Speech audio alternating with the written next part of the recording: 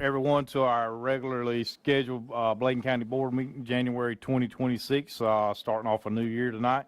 At this time, I will ask Mr. Edwards, if he will, to give the invocation.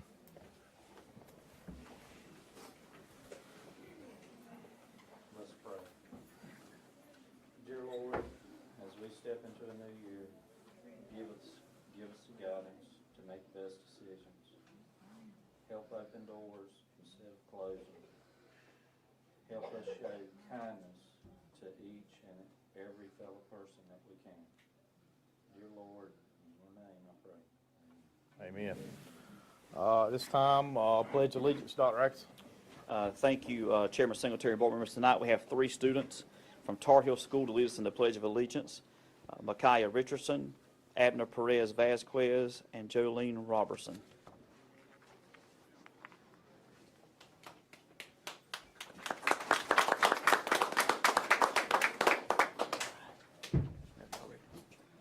Pledge allegiance to the flag of the United States of America and to the republic for which it stands, one nation, under God, indivisible, with liberty and justice for all. All right, y'all wait right there.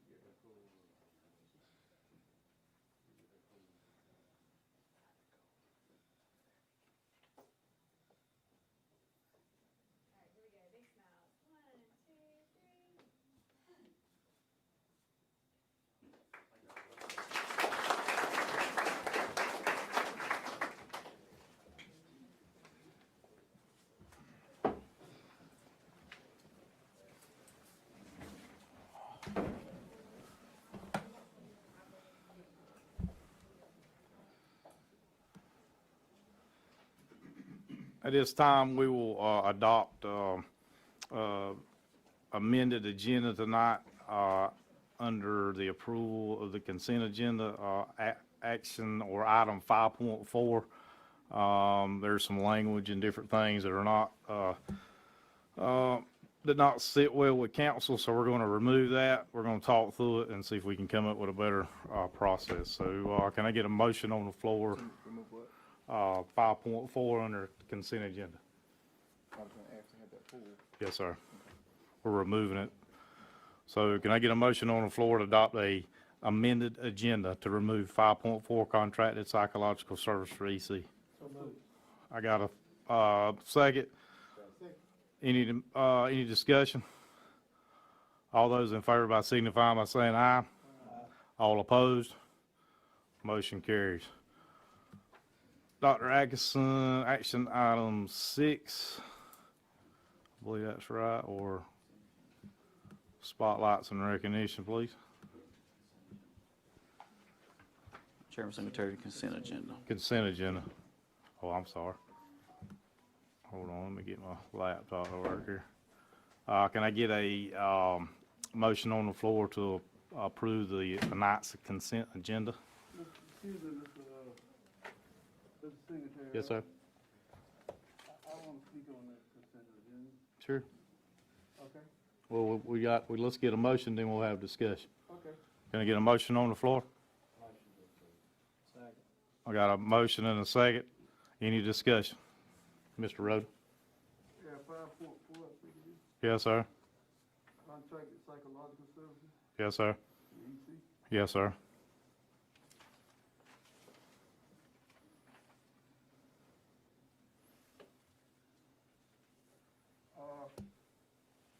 I was reading, the contract, and the contract was stating that the psychiatrist people, they could not take a contract if they wanted to. If they didn't want to service a person, they didn't have to take it.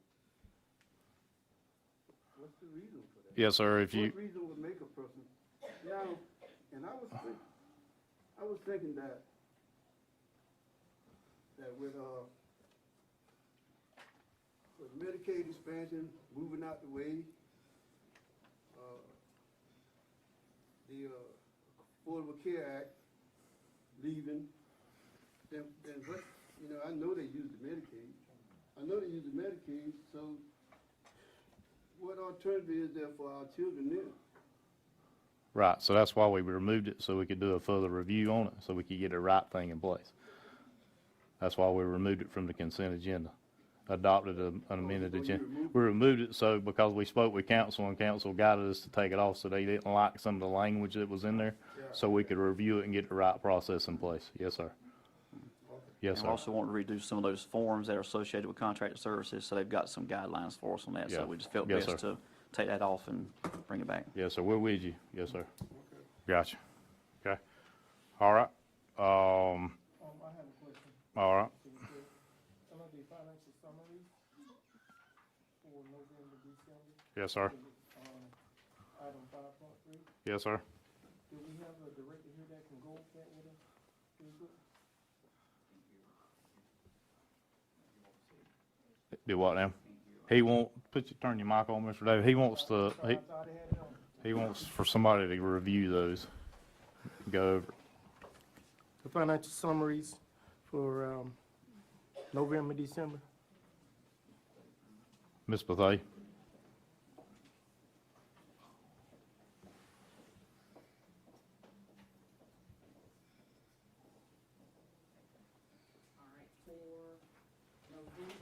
Is that protocol to do that now? Do we have to pull that from the consent agenda and then put it as a regular part of the actual agenda? The summary is really just for information, but I mean, it could be, I mean, if there's a question about it, I think we'd be okay to discuss that at this point since we. Yeah, I mean, historically, you would pull it, if you're gonna discuss a consent item, you would normally remove it from the consent agenda and place it either as an action item or as an informational item. Okay, cool. I make a motion to remove it from the consent agenda. In fact, if I'm not mistaken, you don't have to have a motion. If a board member has a question or a problem with the consent agenda, can we not just automatically remove it, correct? Just to appease them would be fine. So that probably would have been acceptable before the agenda was approved, but now that the agenda's been approved, it probably would, a motion would be more appropriate. Yeah. So again, I'll make a motion to remove it from the consent agenda to another meeting. Second. I have a motion on the floor to remove, and just remove where we need to add it to, or you want to add it to information item? No, I want to move it to another meeting. Next agenda. Yeah, that's fine. I got a motion on the floor to remove it to another meeting. We got a second also. Okay. Any more discussion? All those in favor by signifying by saying aye. All opposed? No. Aye.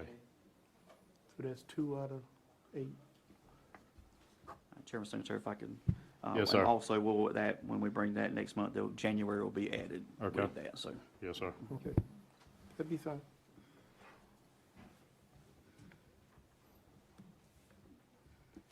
Alrighty.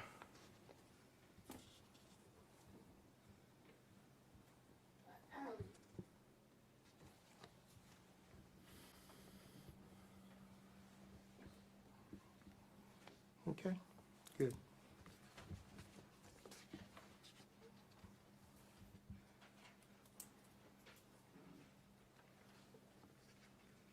Alrighty, we'll move on to,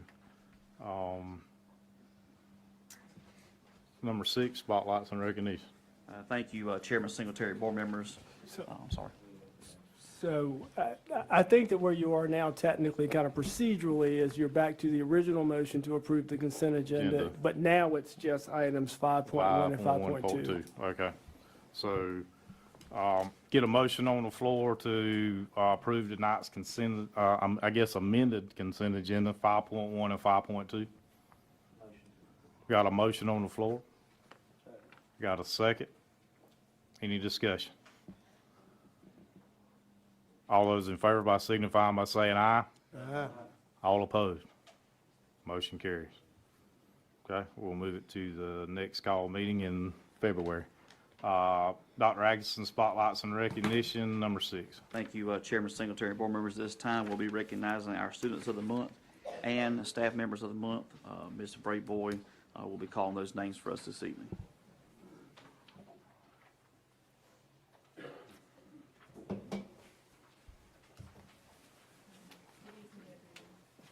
Each month, Bladen County Schools recognizes students and employees who exemplify what it means to be learners and leaders in our district.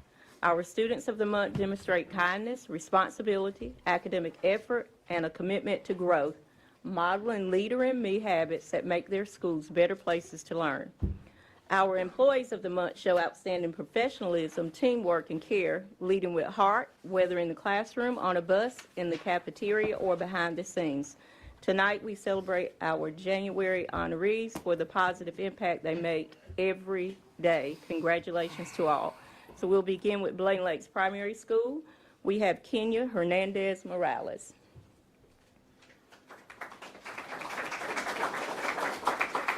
Absent tonight is Lennox Nars, Lisa Park, and Daphne Lambert.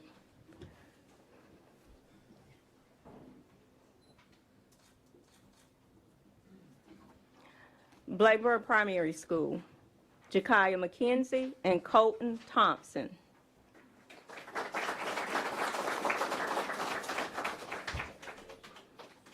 Employees of the Month, Regina Walters and Sandy Durden.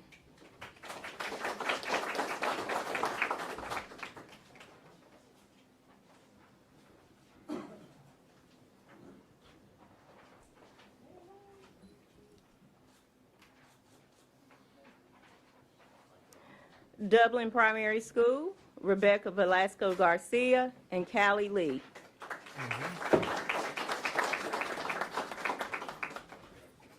Employees of the Month, Denise Risen and Mr. Lee McCoy. Right, Lee. Only working home.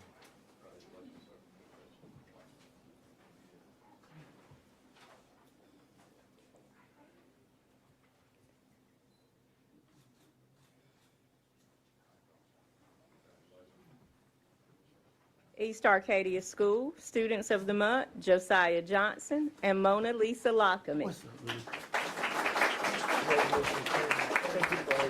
Our Employees of the Month, Sheila Newkirk and Miss Emma Blanks.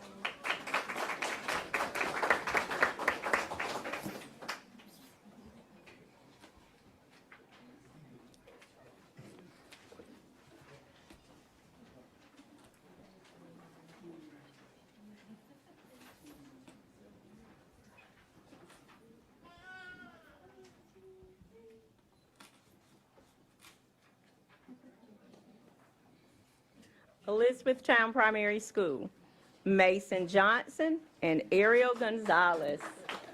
Miss Newkirk. Congratulations, Miss Newkirk. Our Employees of the Month, Asia Bernie Rogers and Miss Cheryl McLaughlin.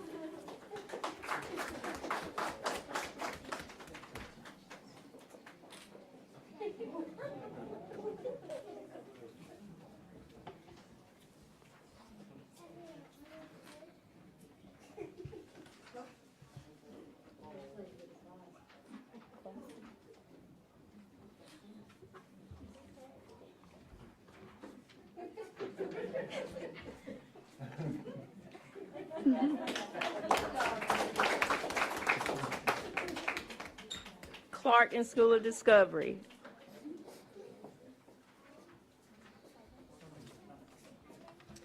Okay. Tar Heel School, Jolene Robertson and Demarian Johnson. The employees tonight are Michelle Bordeaux and Mary Shaw.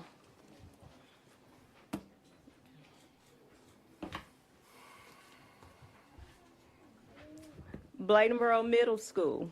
Students of the Month, Paisley Allen and Walker Durden. The Employees of the Month, Carol Bird and Stancil Drew.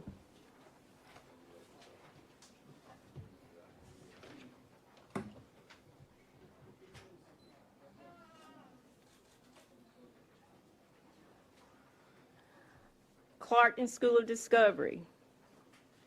Students of the Month, Owen Hall and Madison Small. The Employees of the Month, Laura Hall and Ernest Gaddy.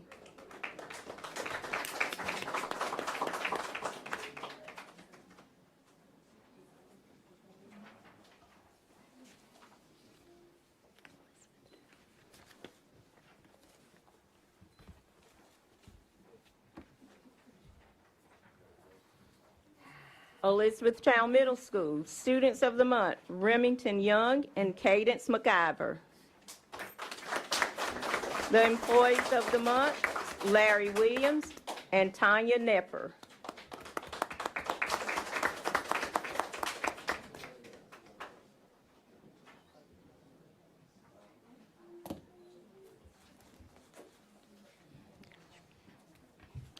Bladen Early College, Students of the Month, Taylor Bailey and Aaliyah Alley.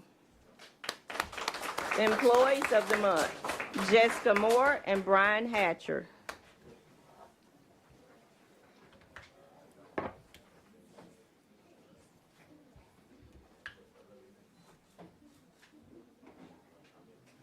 East Bladen High School, Students of the Month, Bradley Willis and Bella Robinson. Employees of the Month, Rebecca Parker and LaWandra McCoy.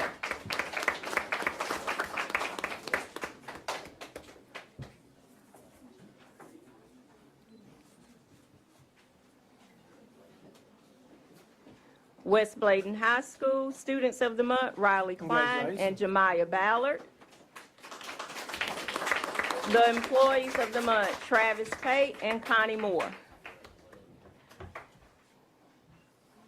These are our January Employees and Students of the Month.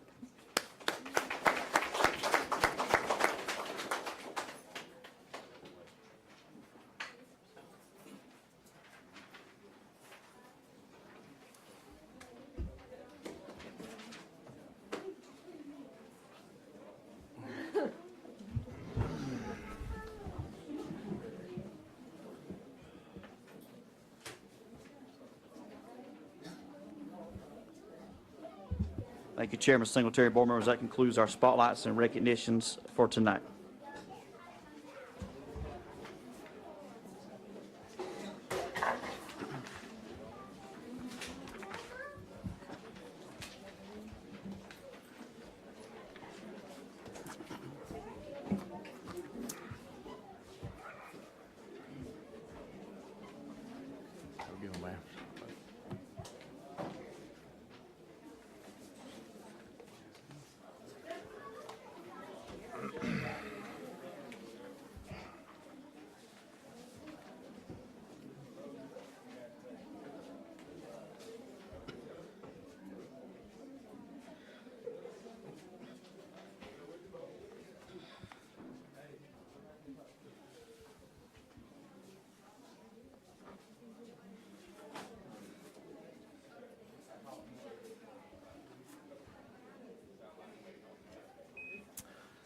Okay, we'll move on to special recognition. Dr. Atkinson, 7.1, Resolution School Board Appreciation Month.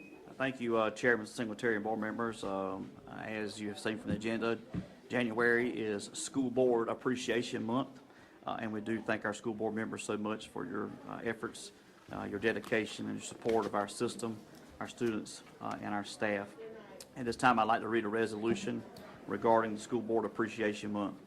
It says, whereas public schools are an essential element of our democratic society, and whereas there are challenging times for public education and for the work of school board members, and whereas serving on the Bladen County Board of Education requires an unselfish devotion of time and service to carry on the mission and business of the school district, and whereas school boards are accountable to communities for setting clear standards for student performance and assessing those standards are met, And whereas school boards are responsible for establishing systems in which every student can learn and achieve at the highest level possible.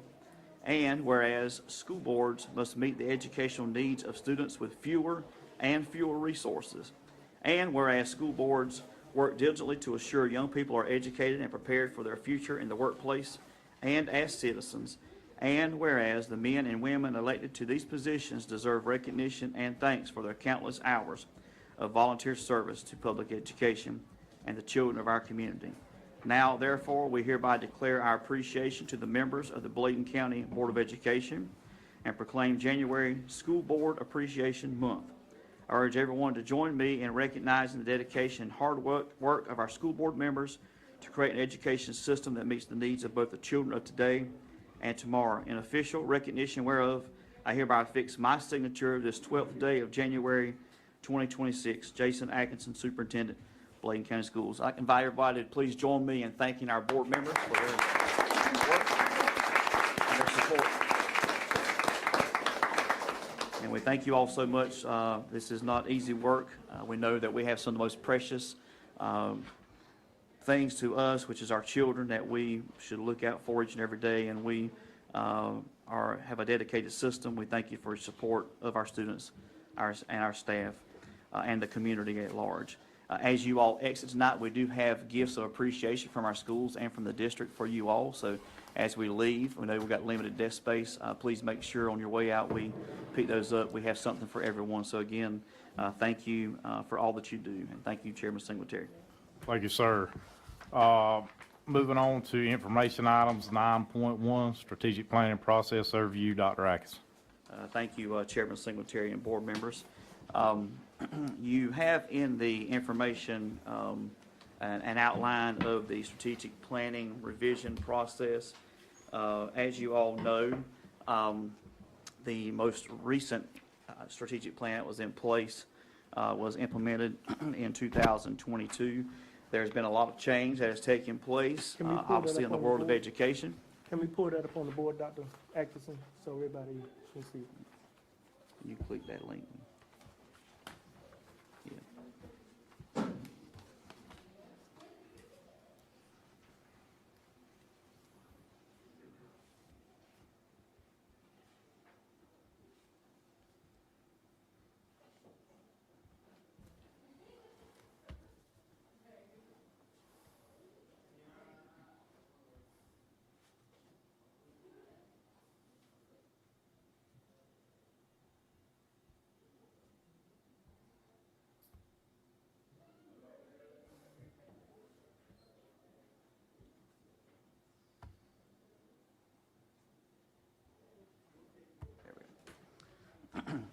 And so this outlines a process for revision. As I was sharing, there have been a lot of changes in the world of education over the last several years.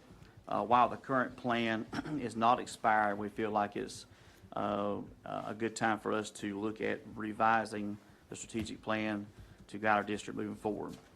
As I had shared previously, Superintendent Green has released the new strategic plan, and it's a collaboration between the State Board of Education and the State Superintendent's Office and Department of Public Instruction. And so we've kind of outlined a process that if we're able to stay the course would take us through until June. And you'll see each month has got some areas that we'd like to focus on. Obviously, our first order of business is to review currently where we are, look at some available data, begin to identify some strategies, and obviously begin the working group process. February and March, those stakeholder work groups would be working together to look at updated goals. And then obviously we'd have a work session because those groups would work individually, then come together, looking around the April time frame of doing that. Obviously, board members will serve on those stakeholder work groups as well. And so the goal would be, obviously, during that work session, that would probably also be a special call board meeting, obviously, because it would function like a retreat with those teams as well. Then in May, once that work has been done, I'll take any revisions that we may have and develop a full draft plan with the goal of that coming to the board in May for information, to discuss, having everything together. And if the timeline stays true, is to plan for the board to hopefully adopt the strategic plan in June with the implementation of July 1, 2026. And so that's kind of an outline of the process we're looking at moving forward with. And we will be in touch in the coming days once we've identified those stakeholder work groups in terms of areas. I know in the previous strategic plan, there's 5 areas. If you've had a chance to look at the one for DPI, it's a very large plan. Obviously, you look at thinking statewide across that. But this has got to be specific to those things that are specific to Bladen County. And so we'll be working through that, but we'll have stakeholder involvement, parents, staff, community members, business partners, board members, and so it'll be a well-rounded work group, much like for those that may have been on here previously when we did the original plan in 22. It'll be similar to that process, so we'll have those working groups. But we want to share that with the board tonight for information, so that you all can kind of see an outline of our steps and plans as we move through this process. Okay. Mr. Thomas. Thank you, Dr. Atkinson. With that, on this, with the strategic plan, I noticed when you talked about stakeholders, the way it's listed on here has as academics, culture, engagement, leadership, personnel, operations, but you later mentioned students, parents, and I would assume alumni, business, business and industry as our students go into the world of works. Right. So as we have that in consideration, how do you plan to, or what is the plan or action plan in order to have parents to participate and students? What does the selection process look like to be sure that it's well-rounded? Well, one thing, we'd obviously start with our student and parent advisory, as those are already some working groups. But we'd also like to put it out to see if there's anyone that would like to volunteer to serve on that, so advertise that out. Because at this point, this first month, we're just kind of gathering data, starting to establish those groups. And so our plan was to consult those advisory groups as well as to advertise if we have folks that would like to help us serve in those capacities. We'd like a well-rounded group on all of those teams to serve in that. So we want to put that out there and hope to solicit some folks that would be willing, even outside those advisory groups, to serve on that. There's no limit on how large those groups can be. Right. It's good to have good ideas that are well-rounded. Especially when you dig in deep to start identifying goals in February, March. But our goal would be to have those teams established by the end of this month. So we'd like to, after tonight, go ahead and put that out there, let them know that anyone that's willing to be a part of that process to join on with us, in addition to those folks that are already serving in some of those capacities. Okay, and so where would that be advertised, for parents or for students Our or plans to community release that officials? tomorrow. I said, where will it be advertised? We'll do it online, we'll do all call, we'll do every It's communication. gonna be an all call? Yes, sir. We're doing all call as well to families and let them know they can contact their school principal or directly here, because we'd like to gather as many folks as we can, because this plant does represent everyone. So we wanted to make sure that we have representation Right. from, our churches as well. I mean, so all groups that work with us, we'd like to have input from everyone. Because what we're saying here is we want to develop a plan that's going to Right. outline what are those key things that we want to see our system be able to do and for our children to be successful. What are those things that are important for us? And so you've got to have buy-in from all the stakeholders. Right. So that's Right. why I want to have a well-rounded group for that. Okay. And who would be the contact for those individuals to communicate with? Well, we'll work that through our communications. So those Miss Ellie, which we'll gather all that information. And also, we'll do it as well in the superintendent's office. But we'll have our principals meeting tomorrow. Well, if someone happens to contact the school, we're not going to make them hang up and call someone. So we'll have schools also collect that information, so we make sure we have a well-rounded. And we'd like representation from each school on those teams as well. Okay. And what do you consider to be a sufficient number of volunteers in order for this to be successful and, as you said, to have a well-rounded set of goals and some of those other things? One thing I would say, our teams in the first go-round, again, a lot's changed since then. I think there was room for additional. I think some of those teams ran about, it varied, but I don't think the team exceeded really probably 20 folks, 15 to 20 at the most. Most of them were even smaller than that. But I mean, honestly, I would say at least that or more. The more, again, we want a well-rounded plan, so Right. it needs to be cross-section across the district, every, communities, different types of stakeholders, in terms of, if it's a business partner, we would like to have some of all on all of those teams, so that each area, so if it's an academic section versus operational, that we have a good, well-rounded group on all of those. So it's not just, not everybody's on the academic, because we know there's a lot of areas that a school system has. Obviously, academics is one of our main things, but, operational, community engagement, those things are all important too. So we want to make sure that we have a good cross-section across all those teams. Is it ideal to have someone, since we work so closely with Bladen Community College, to have representation from the community college? Correct. We do want the college to be involved with us. We do have strong partnership with them. So that's another group that we would have, obviously, is, talk with Dr. Lee and help solicit some folks to serve on that. Just like with the county strategic plan the last time, there was folks from different agencies across the county that served on those. Just like in education, Dr. Lee and myself and others were a part of that. And so much like that process, we want to make sure that we have involvement. And again, ideally, we'd have someone on all of those teams, so that we could fairly say that, say community college, for example, that, as a strong partner, they've got input on every section as well. And so we want to make sure there's business partnership on all those, church on all those, community at large, all those, parent, student. I'll tell you, when we had our last district student advisory with our high school especially, that was a very, very deep conversation. And one thing that's important, that is obviously, we're here for students. And so to hear from them especially, what are those things that are big rocks, but they've even shared some great ideas just in other conversation. But that's why we felt like it needed to be a well-rounded process. Our last time we did this in 2002, there were no students sitting actively on those teams. It was obviously all adults. And some of the members that were on the board at that time, while we worked through it, there was room for more folks to be at the table and to do that. So, obviously, lessons learned, you want to grow and learn from that. So we definitely want to make sure that if we're looking ahead for the next 4 years, that it's a well-rounded group to bring those ideas and suggestions. Obviously, board would have the final say in terms of adopting the plan, but I think that engagement is important even for the board, that we know that we've got representation across everywhere that helps us to inform what that plan is, what it looks like, and how we implement it. What is WIG? Wildly important goals.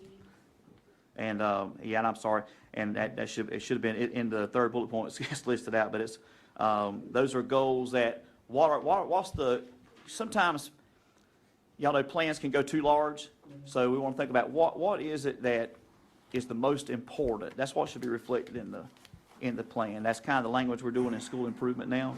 And so, what are those necessary, the big rocks? You're always going to have strategies and things that work under that, but what are those big things that need to be a part of?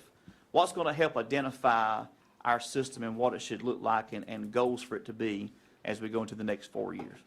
And again, obviously, the goal would be not just to do it and sit it on the shelf and say it's done. It's obviously revisited, no less than annually at a minimum, because your strategies and goals may change. You may go through the first year and say, maybe we're a little bit too far out. We need to narrow the scope of this a little bit.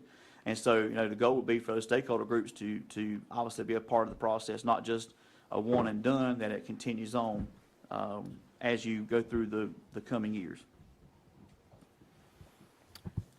All right. One last question, Jason. As we move forward with this, and as we're putting things in place throughout the plan, is there a specific number, as it's already been stated, we normally have 20, maybe 25, but is there going to be a process of elimination in case we get to the point where there's more than we think we can handle?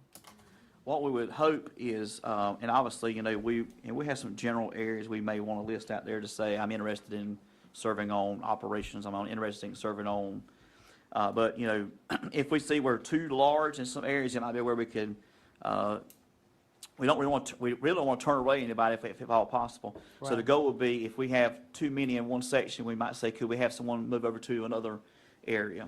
That's the point And so we want all, we value input and feedback. So, we think that's important to have that everywhere. So we don't want to turn away anyone, but we might have to kind of say, we really, we appreciate you being here. Would you consider serving in this area? Still a part of the process. And so, the goal would be to utilize every single person that's willing to help us through it.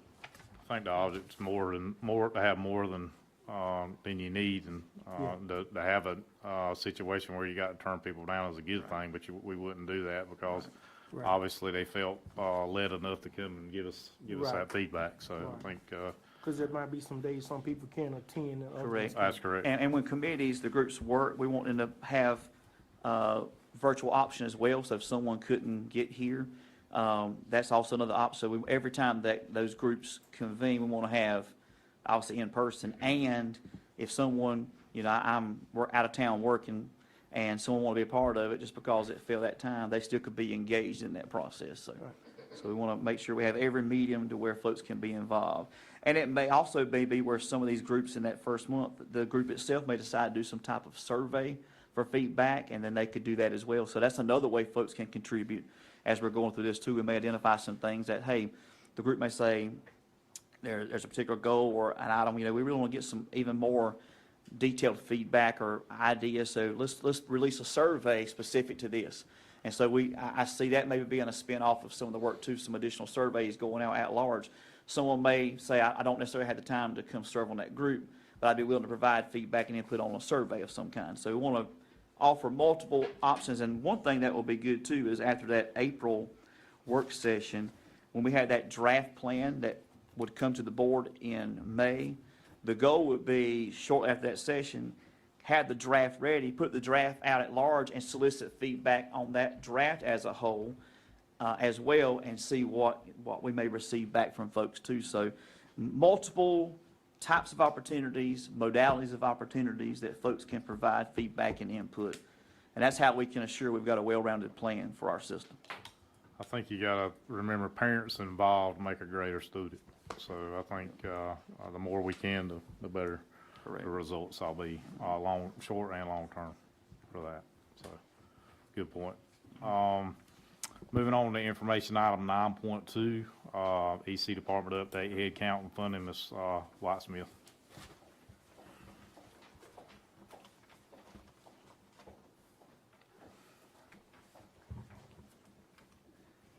Good evening, Board Chair and Board.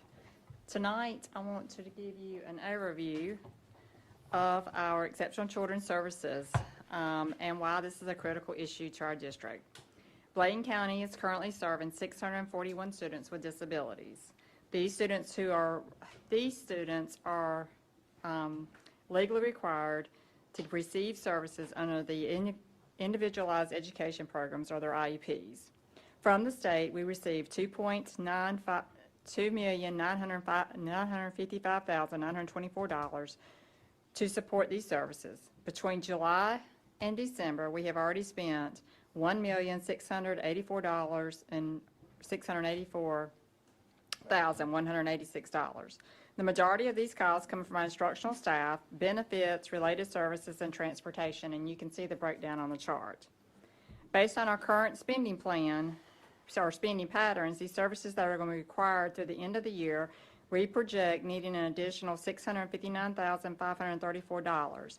Say that number again, please. It's on the chart too, Mr. Hargrave. It's $659,534. And from federal funds, we received $1,046,230. Since October the 1st, because federal funds run from October to September 31st, we have already spent $540,579, again, largely on staff and benefits. We are projected to need an additional $282,315 in federal funds to meet the needs of our students for the remainder of the year. The reason why we're facing these shortfalls is because we only get funding for 13% of our students. Even though we serve 641 EC students, the state and federal government only fund us for 13% of our total school student population, which is approximately 510 students. In reality, right now, we have 16% of our students that are identified as EC, but we're not funded for 131 of those students. If funding was based on our actual EC headcount, and you see that on the second line where it says funding source, headcount, and for fully funded for all EC students, then we would have, the federal government would provide, or the state would provide us, the state will provide us with $3.7 million instead of $2.96 million, which is a difference of $753,665. The federal government would provide us with $31 million instead of $1.5 million, and difference of $266,756. The result of this total funding gap is just over $1.2 million, which if we received all the funding we would deserve for each child, we wouldn't be in the deficit we're in. The funding gap does not reduce our responsibilities. We still are legally required to provide all the services in an IEP. The EC staff and teachers and staff, the related services such as occupational therapy, physical therapy, nursing, and speech, transportation, and any other service that is written in our IEPs.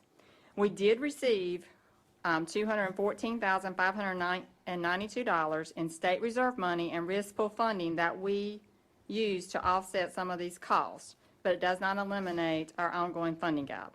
The reality is that we must use local dollars to cover this $1 million in services every year just to remain compliant with federal law.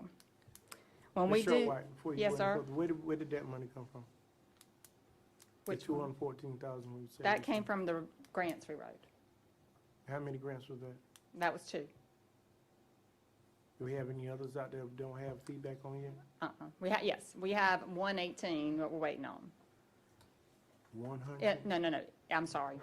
It's a grant, it's called 118, sorry. Okay. It's not 118,000, no, it's not much, it's only like $50,000. That was to help us with the cost of the evaluations, psychological evaluations that need to be done. Because you can't stop the process because you can't get the evaluations done. Right. Keep us up to date on that, please. So that's where we are right now. You have any questions? Yeah, I got a question. Do we have any packets that are out of compliance? Yes, we have 2 students that just enrolled in January that came with dead IEPs, and then we have 1 that a school is handling. Okay. Yeah, so we have 3. So where those 2 come from? Different place. I mean, I don't remember. One's came from a homeschool, I think back to the, and the other one came from another district. IEPs and all? Oh, yeah. When I say out of compliance, that's what, it's a child that's already identified, and they have an IEP, but they came to us and it's now dead. So, yes. So how far are we on those packets? They're not packets. Those are IEPs that are out of compliance. That means Right, they've got right. to have a meeting to get that stuff up to date. Right. but They're I'm in the saying- process of that. So my question, let me change my question. How far are we along on that process to get it income? They're working on it. But you know, when you get students that come in from out of districts, you got to wait for the paperwork to roll That's over right. and get all the paperwork. I'm very aware of that. So, you know, it takes a while. But schools are on it. They're just waiting for everything to get in. And I'm sure they've already got invitations. When they receive that, they immediately start sending out invitation, which you have to provide parents 7 to 10 days Right.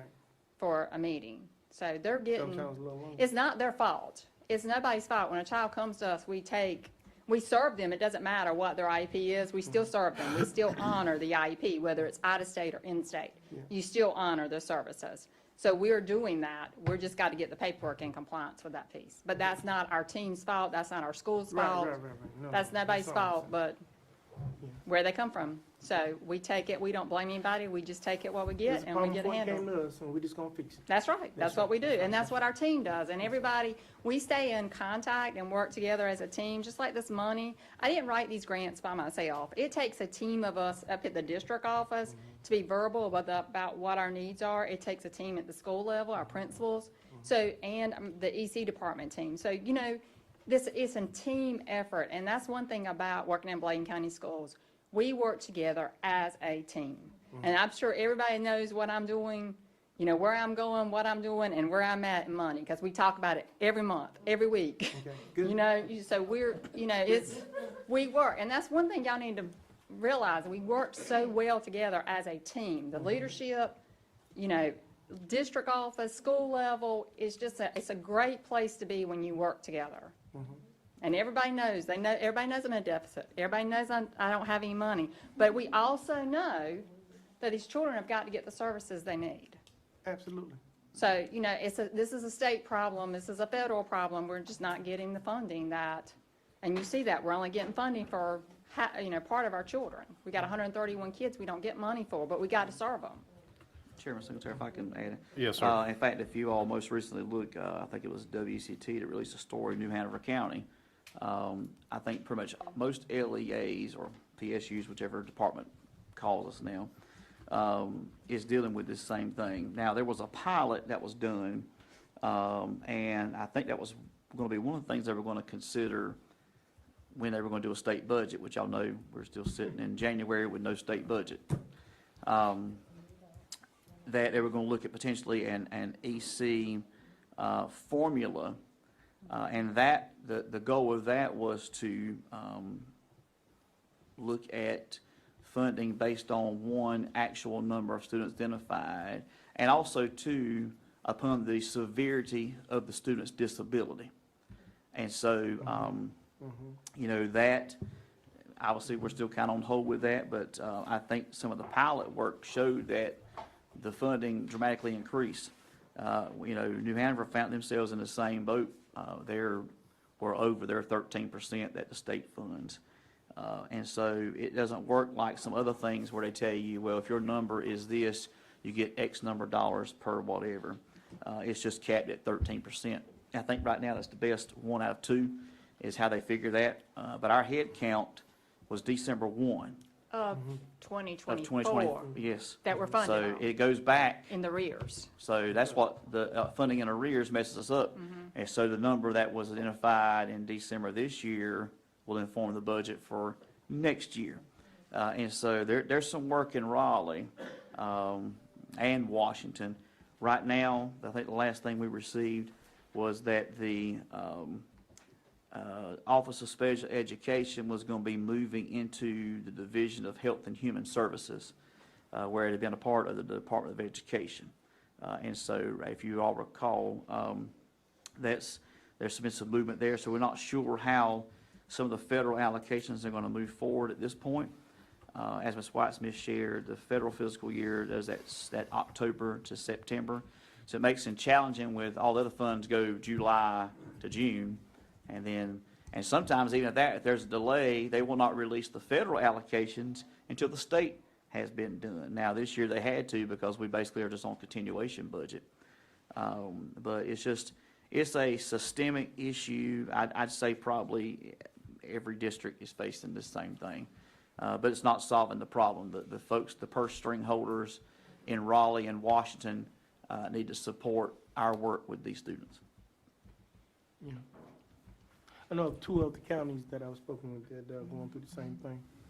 So it is what it is. But I thank you, Ms. Sherrill, for everything that you've done in your team as far as getting those grants, working on those grants and getting those grants done.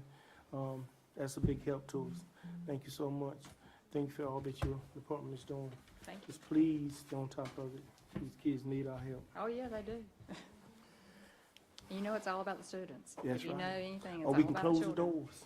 It's all about babies. When they ain't about the kids, close the doors. You know, I was going to say thank you so much, Ms. Whitesmith, and to everyone who participated in writing grants. I definitely understand the magnitude of work that's put into, you know, comprising or responding to an RFP, request for a proposal.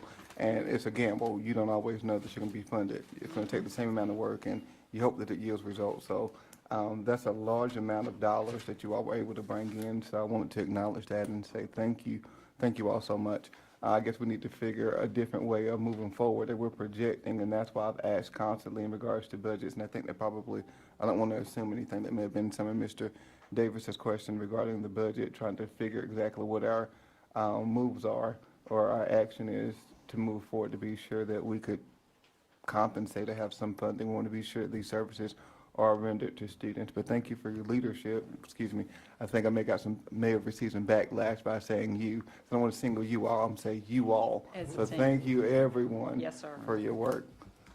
Thank you. It always takes all of us. And one Right. thing we're looking at too is, we do get some Medicaid reimbursement. I think it's about time for another disbursement. So that will kind of let us know, once that comes in, where our shortfall may have a more clear picture of that number then, so. Yeah, we're able to claim Medicaid for some of our related services, OT, PT, Right. and speech. Mhm. So yes, we're getting funding, so that, we should be seeing how that drop is coming down.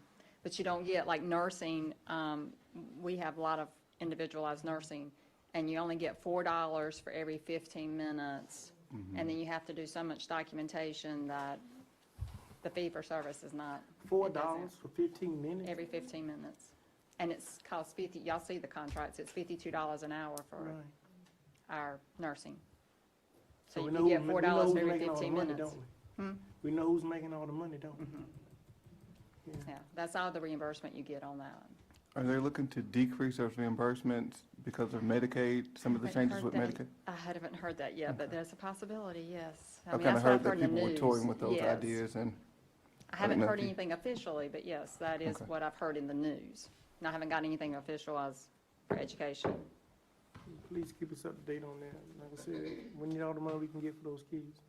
Dr. Atkinson, I would ask that we probably, keep this on as an information item throughout maybe our next 3 to 4 meetings, just as an update, just because it's so critical to what's going on, and see how we need to react from that standpoint, as far as maybe at some point, maybe even addressing the county as well, so. And last thing that I have, if you all, if you need any assistance with anything, we're here. I am anyway. I may not have all answers to questions, but I may know some folks that deal with Medicaid, whether it's Trilly and some other folks, just try to get some insight unofficially, just to kind of give us an idea of what we're facing. We do contract with a company that does our Medicaid billing for us. We do not do that, or the Medicaid reimbursement. So we Okay, do so you a have another, contract. got you. Okay. So we just have to, our service providers just put it in, the documentation into a system, and it's automatically, and we pay them 10%. Now, Of are what they we collect. local? Are they local? No, Mm, they're statewide. We don't have anybody local that does that. okay. They're state. So they bill Medicaid for us because you have to have, is it You have to have so many documents. Yeah, you got to have, DO or physician orders, you've got to have parent Right. consent. Right, You got to have lots of little things, and so we just have, The whole plan is. to right, put that would together- take additional staffing if we did that on our own, and I don't have money for additional staffing. Right, right. And they're well worth their money and that piece. Okay. All right, thank you, All Ms. right, Sherwood. thank you, Ms. Thank you Sherwood. so Thank much. you. Yes, ma'am. All right, we will move on to information item 9.3, request for naming of East Blaine High School soccer facility. Dr. Atkins. Thank you, Chairman, Singletary, and board members. I just wanted to share information. We did have a request that came in for naming the soccer facility at East Blaine for Dr. Cross. And so just want to let the board know our policy 9300 does guide that work.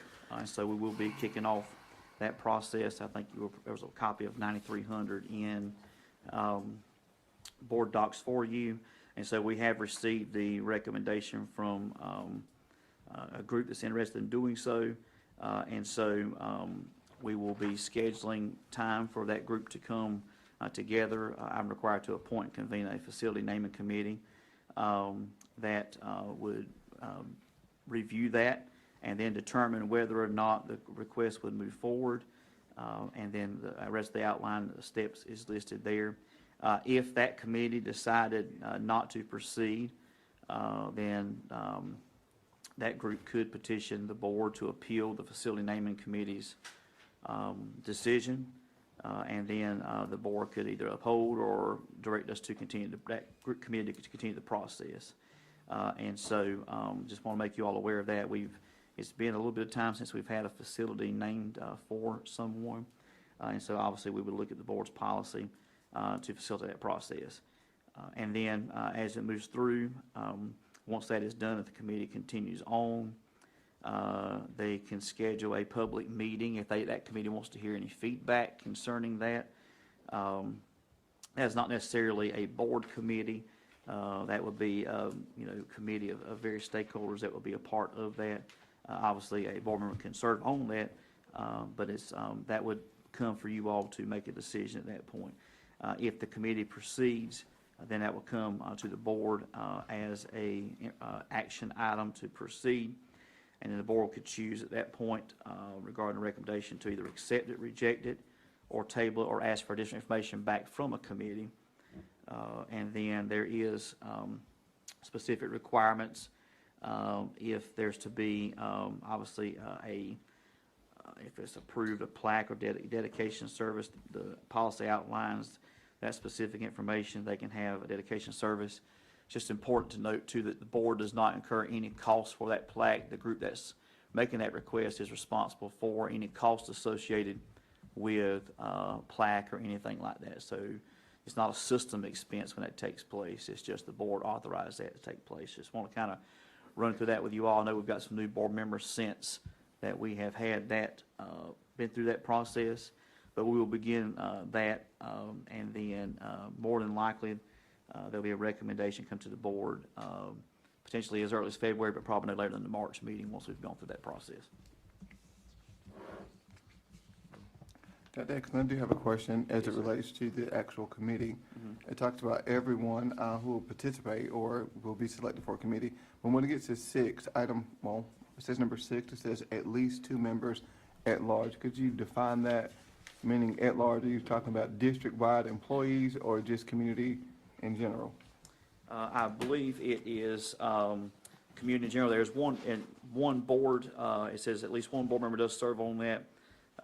Those specified, obviously Ms. Brown's position, principal, member for their parent advisory, 2 teachers, and it will be just 2 at large from the community. So that's the minimum on there. And what's the process to choose these personnel, Ms.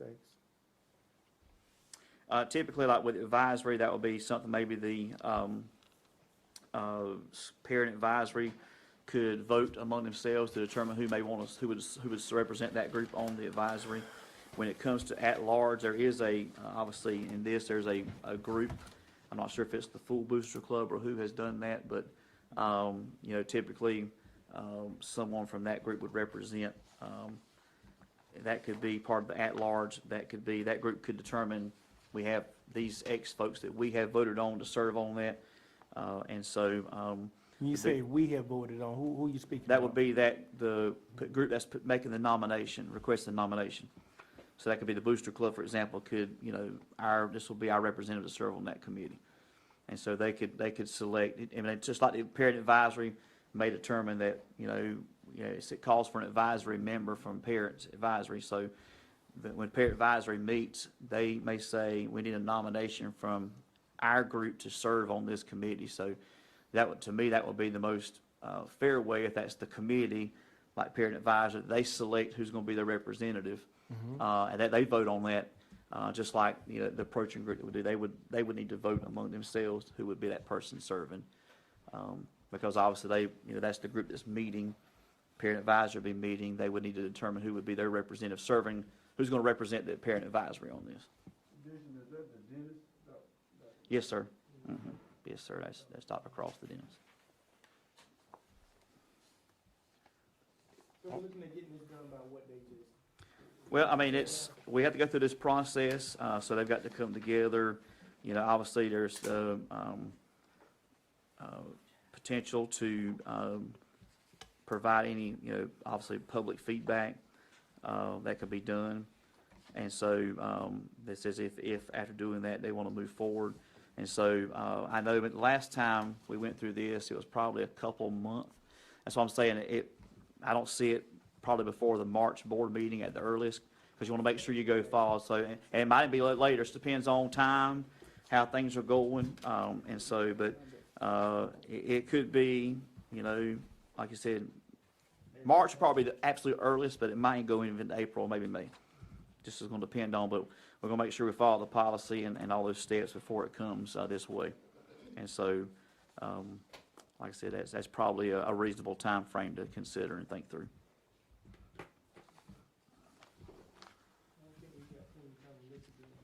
Right. And I did provide the board and board docs. You've got a copy of everything I've received so far, the request. the policy and a letter there, so you all have that already. And so that's what was submitted to kind of get the process started. We wanted to bring it to you all tonight, so you had knowledge of the request before that process begins. All right, we'll move on to action item 10.1, Fall 2025 Custom Policy Updates. Dr. Atkins. Thank you, Chairman Singletary and board members. As you're aware, last regular meeting, the board did place the Fall 2025 Custom Policy Updates on the table for review as required in board policy. So tonight, we will first need to have a vote to remove those from the table, and then ask the board's consideration for approving in a second motion the Fall 2025 Custom Policy Updates. These did come from the School Board Association, and Board Council has reviewed these as well. Okay, can I get a motion on the floor to remove these from the table? Before we do that motion, Chairman, let's ask the board attorney, sir, do you see any issues that we need to be aware of and that we need to have our eyes on strictly? I'm not aware of any. Maya actually reviewed these for us, and she, when we met before the meeting, she told me that this version, she was fine with everything here. Can I get a motion on the floor to remove these from the table? I got a motion and a second. Any discussion? All those in favor by signifying by saying aye.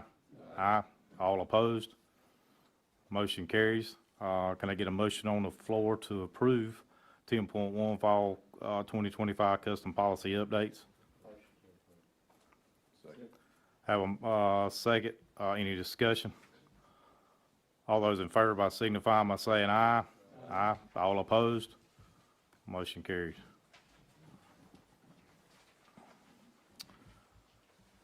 Moving on to action item 10.2, Superintendent's Contract.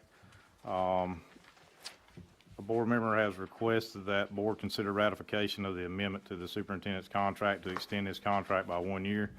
That was voted on by the board at a duly special call meeting on June the 24th for 25, in open session approved 5-2, and subsequently executed. The contract amendment is attached to this action plan.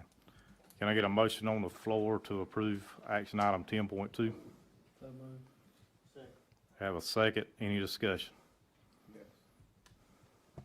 I think we, just to kind of go over what the need or the request was, it was in regards to compliance with policy 4720, which we've had numerous discussions, both in, well, I'll say in public session and also elsewhere.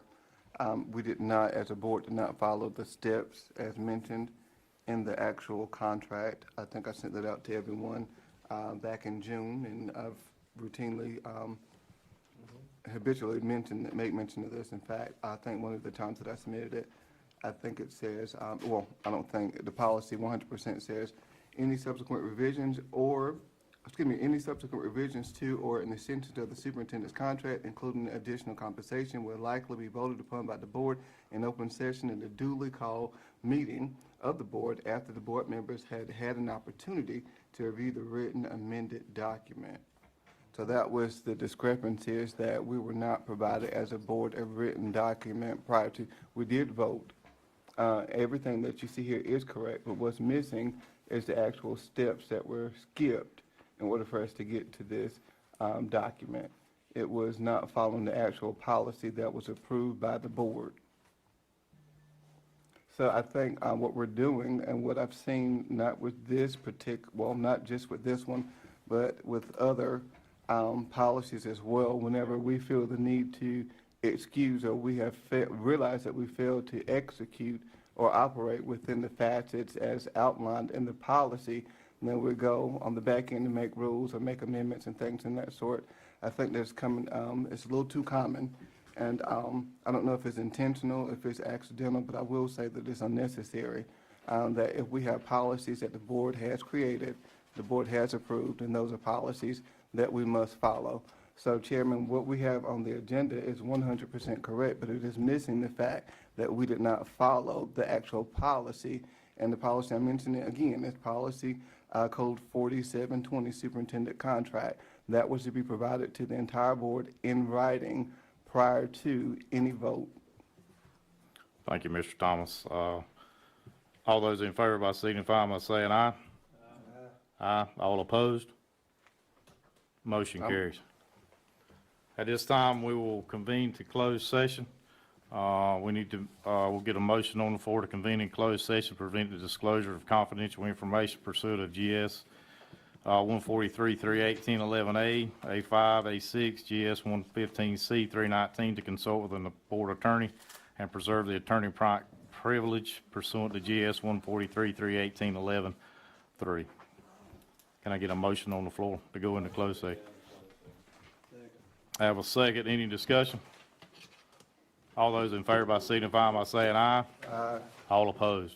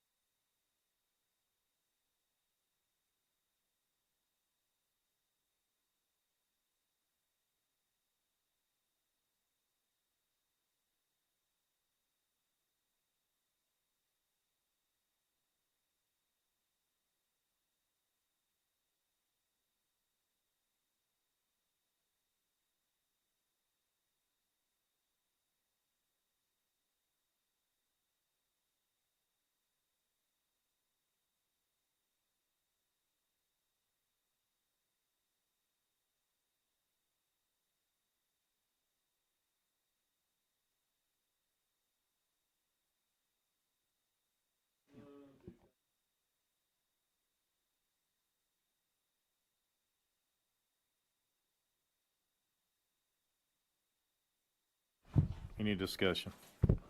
All those in favor by signify by saying aye. All opposed. We're now back in open session. Dr. Atkinson, 11.1. Thank you, Chairman, Secretary, Board members. We request you approve personnel action items as presented. Can I get a motion on the floor to approve action item? All those in favor by signifying by saying aye. Aye. All opposed. Motion carries. Board member comments, just, guys, just recognize who wants to speak. That way we can keep it in order and everybody gets a chance, please. Thank you. Anyone? Mr. Thomas? Okay, all right, thank you.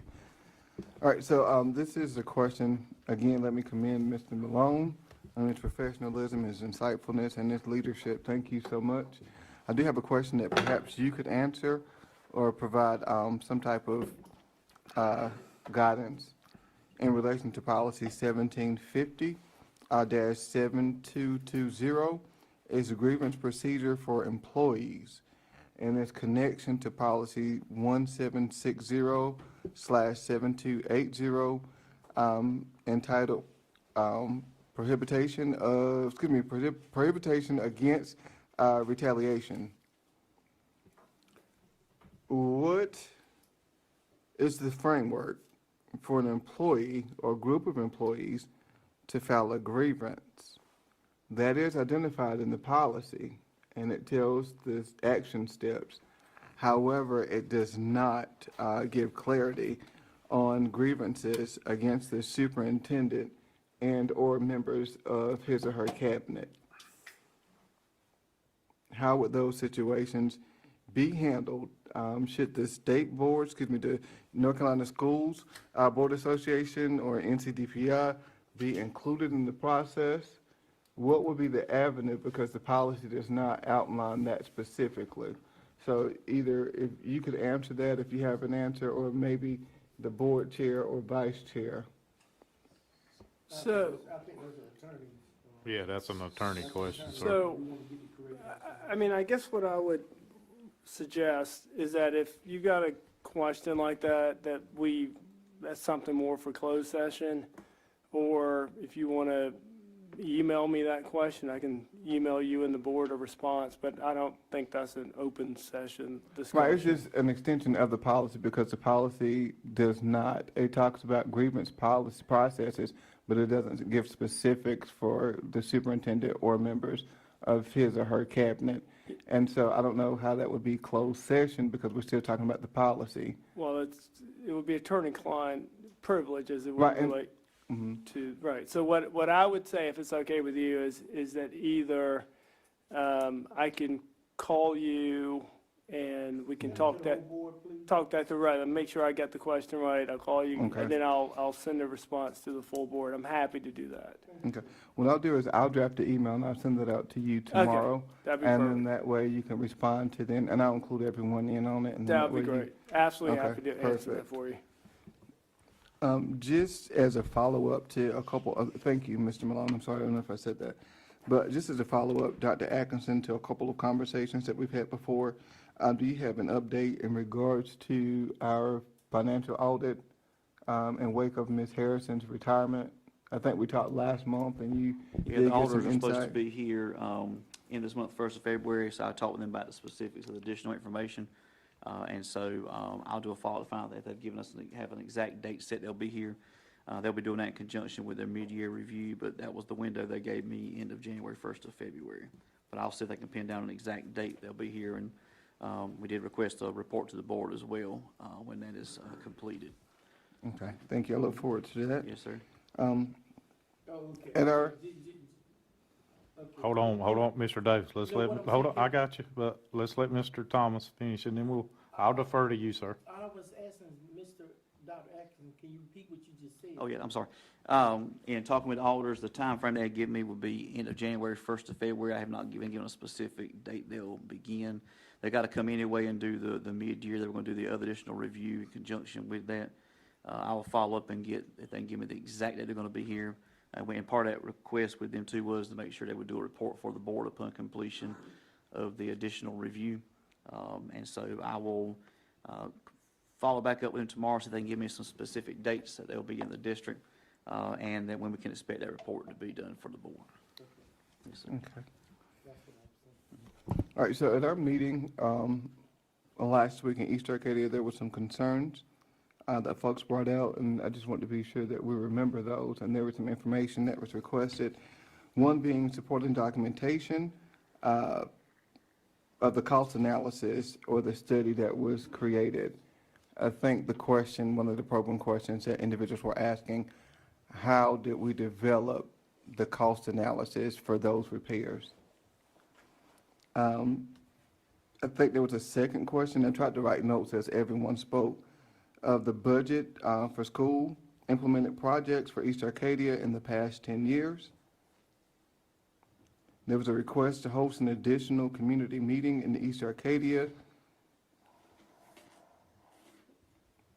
And to address, just to remind everyone of the legitimate concerns that were brought out in regards to the length of time that students would be on the bus commuting from that region to Clarkton. So those were some of the things that the public did ask for, and I know some of us, we were not able to give answers, but we were nodding, so I just want to be sure that we revisit that. And I'm not sure exactly how the information would be distributed, but folks did ask for that. In fact, I think there were about 3 individuals that had that request. I don't know if they need to formalize the request and send it to the superintendent's office. Yes. I don't think we have to. do What was that? Do they have to request that? to-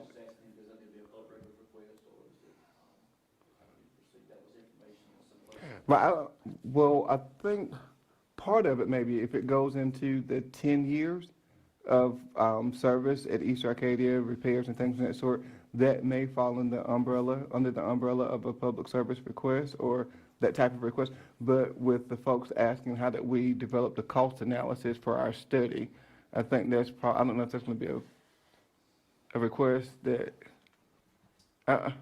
In other words, what they're saying is that how do we come to the numbers that were given Right. as far as to the cost analysis for the school, as far as how bad the situation at that school is?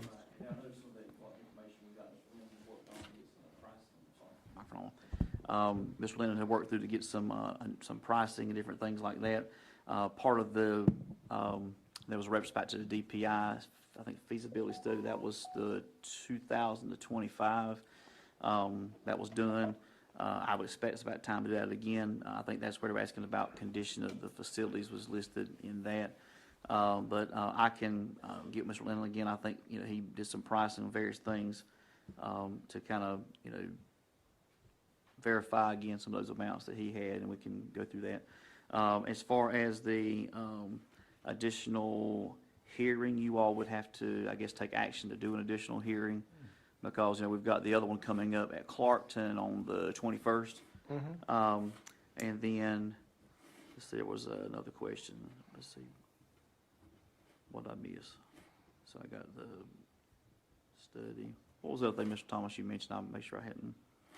It was the cost analysis for, Something for the last 10 years that's been yeah. expenditures. I'd have to go back and see what's on hand, because we obviously follow the records retention, so we have to go back and look at some various sources and then it's going to depend, was it coded under the district's code to do something or the school-specific code? So we can look back to see what we could find and how far we could go back on that to see if that's something that we could try to have finance to pull together, what's available to share with the board. But we'd have to kind of see what's on hand. And again, it's going to be up to how that was, again, coded. Because, obviously DPI has changed some things. Used to, you code everything to a general code. Now, things are getting more specific to school code. So, something could be done in there, but it may not list in the budget code the specific site at that time. But we could see what was available and get that for you all, if that's something you all would. Also, along with that, Jason, if you could, make sure that any estimates that we have had done at that school to do repairs, that those are available to us as well. So we can, and I know that it might change now, because if we didn't move on it then Right. that, obviously that estimate is only good for a certain period of time. But the ones that we had, it gives us an idea of what it was at that point. And then obviously if we decide to do it, get to that point, then we'd have to do another estimate. And one thing, and like I say, I could get Mr. Lennon to have those refreshed to see where they may be now if something was older. We could have him do that, and get new updated pricing on those items. He could easily do that, I would think. Because, like I said, some of that stuff may have been dated. Again, that was, some things that he had worked through. I think maintenance looked at some different things throughout time, but to say definitively, if and when, it might just be best to have everything repriced just to get an update on, But where we are. we'd have to do a complete assessment of every issue at the school to get that done. Well, I'm thinking maybe focused on those, right now specific on those areas that was listed in there that he had highlighted with windows, a septic system, those, I think maybe if those things that were itemized specifically that were the big rocks, we could ask him to refresh those, and that way you have a more accurate picture of those actual specific items. I mean, there may be others, but, those things that were spelled out in there specifically pointed out, that would help the board if we could get him to update those numbers. Okay, just make sure if we do that, I think we need to get multiple, and not using the same contractors that we've always used, because with that being done, using the same contractors all the time, you kind of get into a mindset of, if I put it here, if I put the numbers here, if I put the numbers there, we're taking care of it. We don't want to do that. We just Right. want to be honest. Oh, definitely. Mr. Thomas? Okay. Alrighty. So, Dr. Atkinson, I think we mentioned before in regards to pre-K teachers. I just want to be sure I have a clear understanding. I think I understand it, but I want to be sure that I get it, get a better understanding from you. We mentioned, I think it may have been dollars from the CARES Act. I'm not sure exactly what the appropriation is or what it was with the public school in relation to additional funds for COVID. There was a discussion in regards to pre-K teachers not being eligible for local incentive, being eligible for various pots of resources, financial resources that other teachers are given due to restrictions as set by the state. And I think we had a little more freedom with local dollars and all that, if you remember that conversation. Yes, sir. And I think that all pre-K teachers were given access to those dollars or bonuses. What is that called? The one that the state, that's called the supplemental funds. Supplement, that's it. PRC 71. And so I have reached out, and I'm still waiting on some responses from districts. I was kind of looking and, asking around in the region. To see what others. Others had done. Just kind of what I've gotten so far. Some did something out of local, some, one I think said they did half, one or two at that time did not. And so, and obviously, if they do that, it has to come from local funding, because you could not use federal, because you'd be supplanting. But that's one of those things that we're not sure why the state, it's clear K-12, in fact, they even have a line there in the language about not doing pre-K. So that was actually going to be in my update to share tonight, that we are continuing. I'm hoping to get the remainder of the ones in our region, so I can share with the board who has done what. Now, the amount, even if they do a full amount, it's going to vary by district. It depends on the number of teachers and how much is allocated. So I'm trying to, I want them to get, I've asked for the exact amount they gave to their K-12. Did they match it? Did they go halfway? Did they do something else? Did it not do something?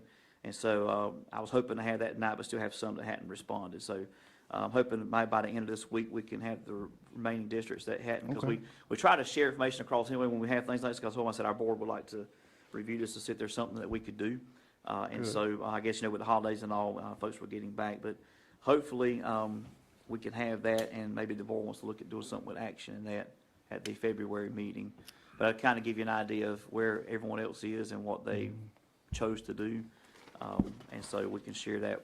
I'd like to have that completed with Okay, very good. I'm pleased to hear that. So with that in mind, pre-K for exceptional children, those teachers, would they be considered for any funding? Have they received that in the past? And if not, will they be considered? Well, if not, why not? And Right. then will they be considered moving forward with our discussion, hopefully in February? Right. I would think if you all decide to move forward with something with pre-K, they would obviously be included, because they are. So why were they not included previously? Because any pre-K teacher in this particular fund is not eligible for that state money. So it spells out any pre-K teachers. Pre-K is spelled out as the only one area that's not. Obviously, nothing goes to anyone non-certified or admin, nothing on that. I'm not sure why they chose. That's just the language in that legislation. I think this is either the third or fourth year. And I think it's been a sticky point across state, and they haven't modified that, because now they're actually using pre-K as a part of ADM when you're working on principal. So I'm like, well, what we don't understand is why are you using it for some things and not others? And so whenever they do that, when they do their allocation, they base it off of the number you're having. So I'm not sure why. Now, the things that we did as a system with COVID dollars, recruitment retention, we gave that to every single employee.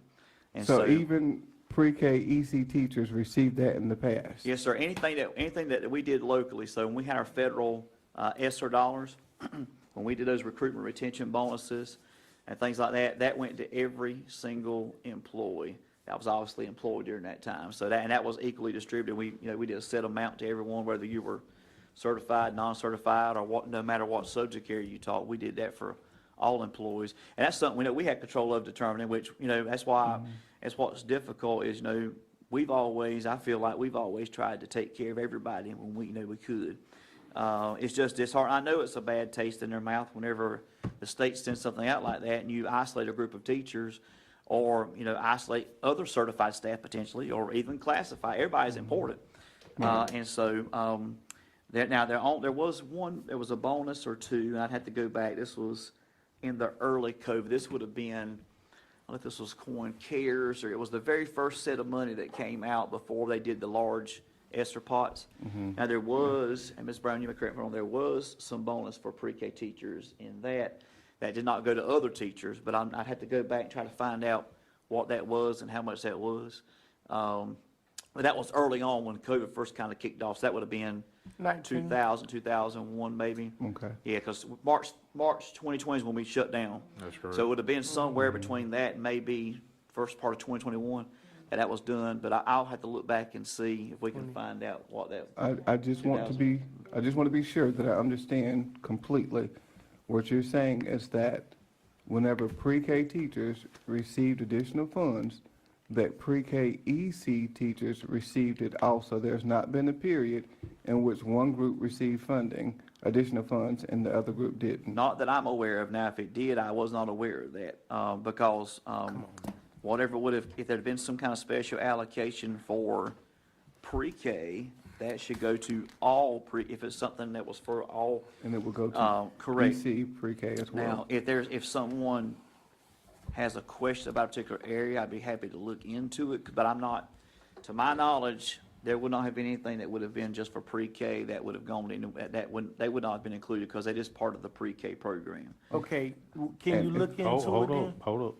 And if we are looking to move forward with, I guess, having a meeting, well, including it on our agenda for next month, Right. February, if we do pass, or if anything is discussed, that would include pre-K EC teachers as well. So Yes, when sir, we if we talk do. about pre-K, we're not separating the two. It's all Exclude. teachers in pre-K, correct? Correct. If we do that, that would only be fair because they're part of the pre-K program as well, so. Okay, thank you. But Ms. Brown, I will look back to see what that bonus was that was early on. We'll see, we'll go back and try to see who all was paid, and double check that. And I think that came from DHHS. So that was a state bonus, I think. So that came from DHHS.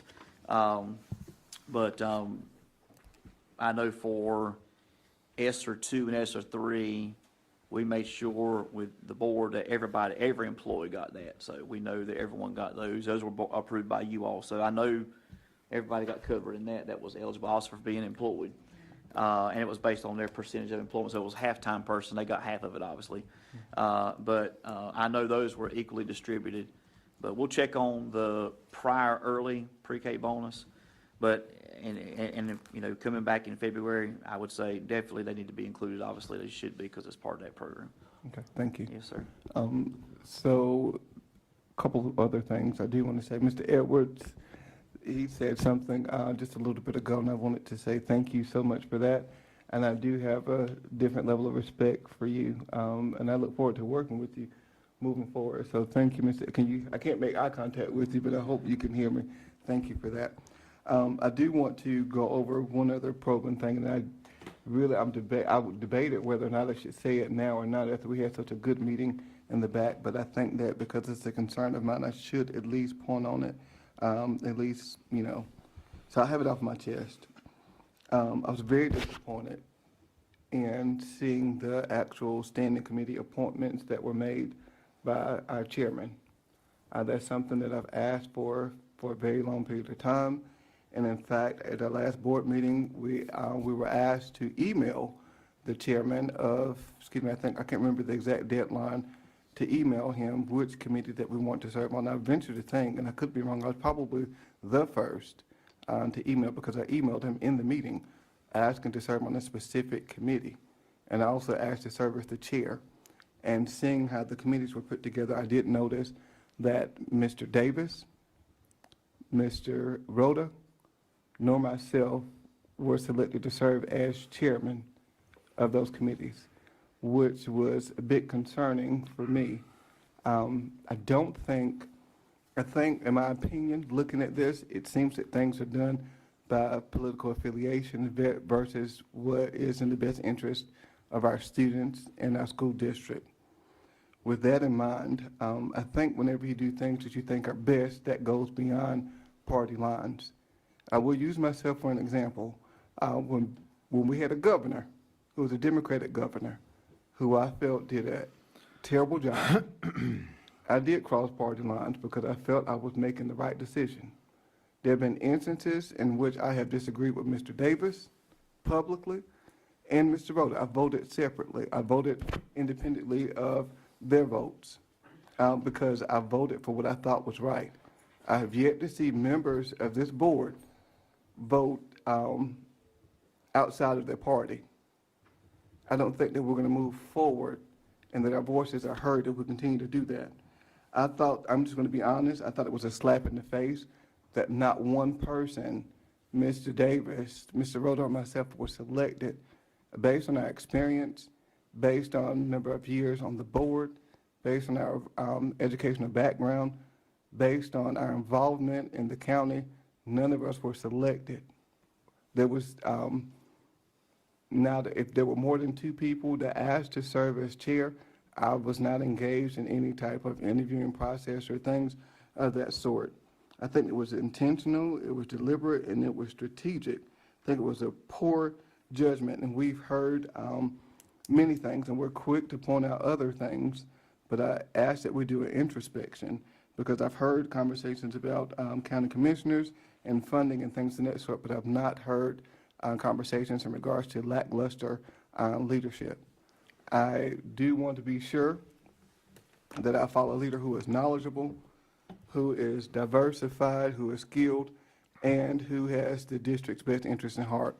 Many of our conversations, we always say students first, but as anyone who has said in these meetings, after the students leave from their highlights, then our conversation in regards to students leave. I just wish, and I sincerely hope, that moving forward, that further consideration will be given for other individuals to serve in leadership roles on the board. Those are my concerns. I think that expresses everything. I do want to say that back in November, I did share 2 very lengthy emails with the entire board and with the superintendent and members of the district office. There was a conference in Greensboro. Many of us attended. I left inspired. I left motivated. I left with the rekindled fire. And so I sent a lot of things out only to be, in my opinion, dismissed and shooed away. Those ideas took time to put together, and I would still like to see our district revisit some of those things. I'll resend the email out to the group for the sake of time. I won't read each one of those now, but I'll send that out to the group for us to reconsider some of those ideas. That concludes, let's see, Mr. Edwards. Oh, we did mention before, Dr. Atkinson, in regards to possible redistricting some of our schools. Where are we in that process? That, we will actually, when it comes to the decision regarding East Arcadia, that will weigh heavily upon the next steps you would need to do. So whatever the board's direction is there, we will have to look at, evaluate numbers. So we've done, some preliminary work, but we haven't done any kind of redraw or district, because if you're going to potentially change that may impact really 2, 3 schools maybe or more. That is something we would like to pick up on once the board determines the direction maybe that we would go on that. And if it's something that maybe the board says we're going to delay, then we'll go ahead and move forward with kind of some movement at this point. But we wanted to, again, some foundational groundwork, but no draft plans yet, because we want to make sure, we don't want to try to develop something, then there'll be a change. So see what the board's direction is going to be with the East Arcadia, Clarkton, and then, because even with that, say hypothetically that was to be the direction the board goes in, then we'd have to look at students who are presently like in the Clarkton area that are attending like Bladenboro and Elizabethtown. You know, they in theory could return back to that area, and so that would be a change. So really, you may, just with that move, you're looking maybe 5, 6 schools that could be impacted, you know, which is pretty much about half of where we are. And so that is something we're going to have to look at, because we do have some overcrowding. Now, that would potentially help some of that at 2 of those locations right now, Bladenboro Primary, Elizabethtown Primary, if that was the direction the board went in. And so we have not done a lot of large work on that. Once we know that direction, then we can get a little heavier and maybe do some proposals, or, you know, kind of see what direction the board's going to go at that point. But that is something we're going to have to look at doing either way, just to kind of balance out some of our numbers. But, you know, like I said, we've had transportation start pooling some of the addresses, maybe do some hypothetical lines, but obviously, you know, we're kind of on pause right now to see what direction we're going to move forward in with the other. So with that in mind, has there not been any conversation about redistricting with the possibility of East Arcadia remaining open? Well, And that's why that will we're- include redirecting students to that area? Correct. Well, that's kind of what we're wanting to see right now at this point. You know, that's why we hadn't done a whole lot of major work, because, you know, it can go either way. So if the school, if everything remains as is currently, then we would say, okay, well, let's see how we can try to maximize, you know, any numbers are moving. So, and then we look at how many out-of-county folks are coming into the system as well. Like, for example, I think Ms. Brown looked at this, like for East Arcadia, for example. There was one. Of their student population, there's 10 students out of their attendance zone attending East Arcadia now, is that right? It's eight, I'm sorry. 8 students that would be elsewhere but are at East Arcadia. And so we know we have some that are out of attendance zone back in that area, might be work-related or, you know, closest for child care. And so, you know, I think it's really going to be depending on, we're going to have to do redistricting either way we go. It's just, you know, we've asked them to do some basic work, but some things we can't do until we know which direction we're going to go. But I think it's something we could relatively get drafted, you know, rather, you know, in not a very long time to do. So potentially, say if the board just did any actions in the February meeting, which, you know, the hearings will be over with. If the board said, you know, move forward, don't move forward, table, that would give us some direction at that point. Okay, now we need to go ahead and map it this way and then get it proposed to the board. And I believe there's also hearings also in that whenever you do redistricting of students that we would have to do.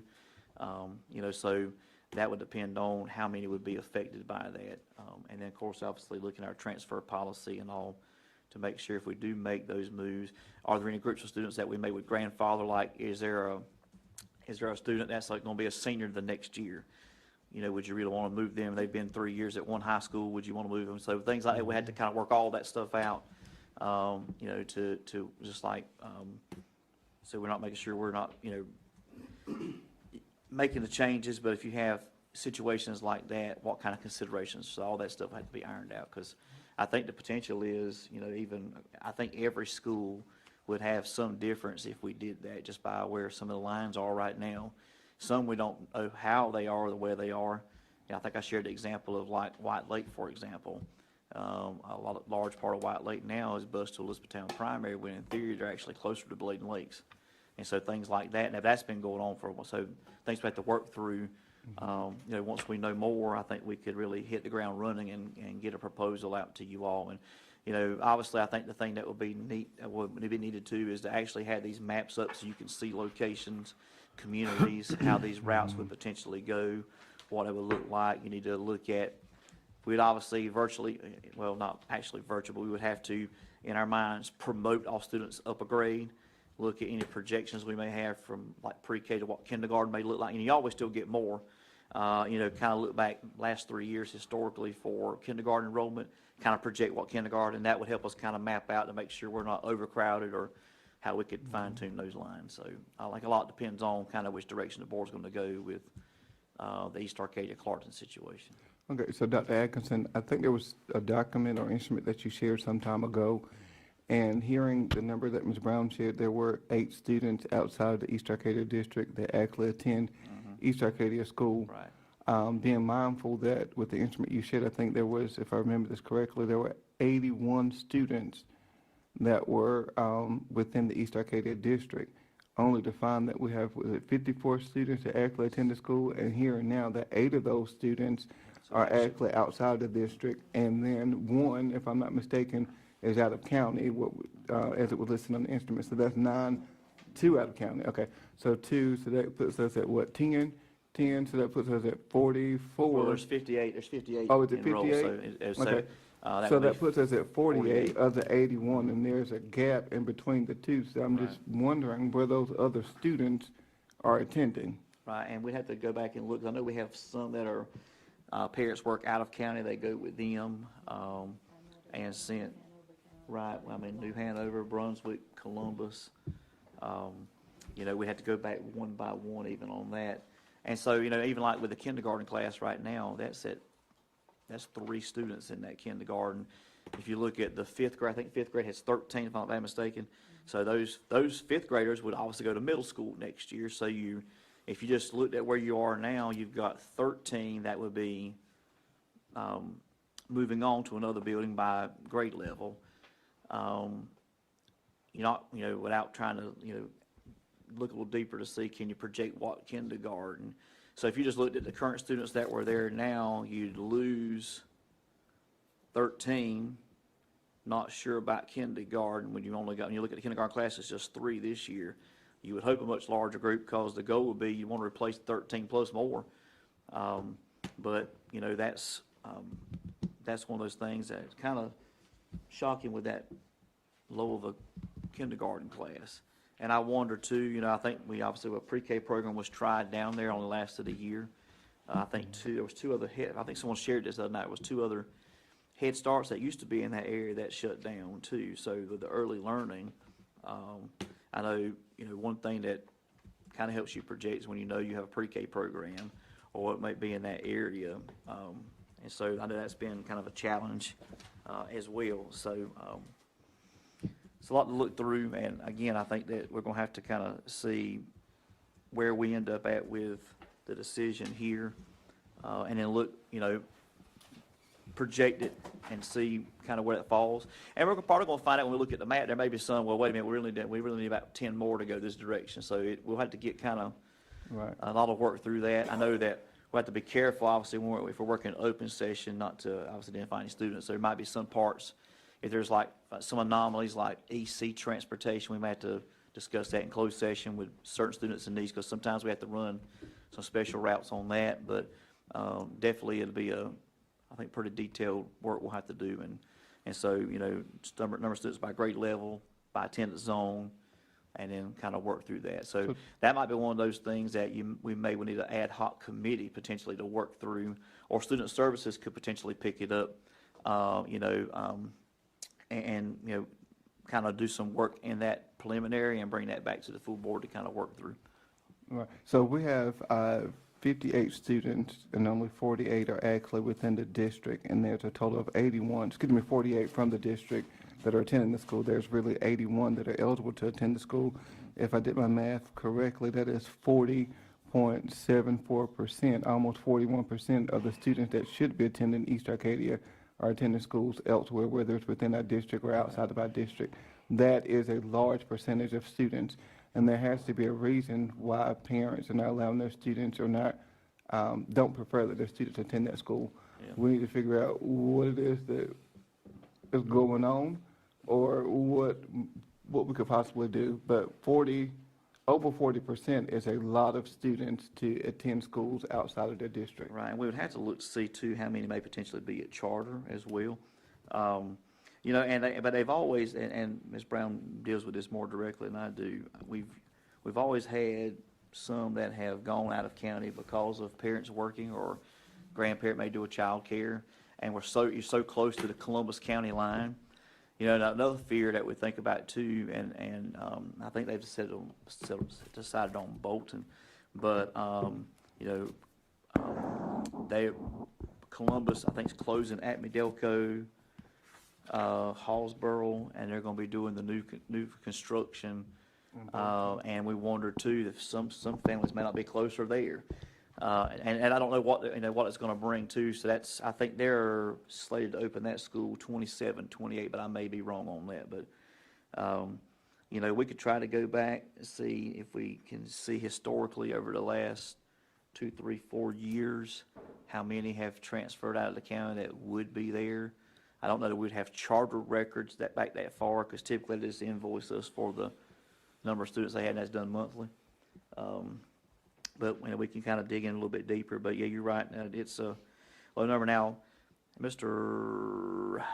Roder, Mr. Bent, Mr. Edwards, may remember, I'm not sure what year it was, 14, 15, that's when the middle school students were moved to Elizabethtown, and Mr. Clark too, Elizabethtown Middle School, because there used to be K-8 at East Arcadia. But I want to think that was around 14, 15, but I may be wrong. And I think there's some concern there was about access to athletics and different things like that, but I'm not sure of all the, but that change was made. I think if you look back at that chart that was in there, I think they had one of the years that was K-8, there was around maybe 80, 90 students, if I'm thinking right, I don't have it in front of me, but so the numbers were significantly higher then when you had the middle school there too.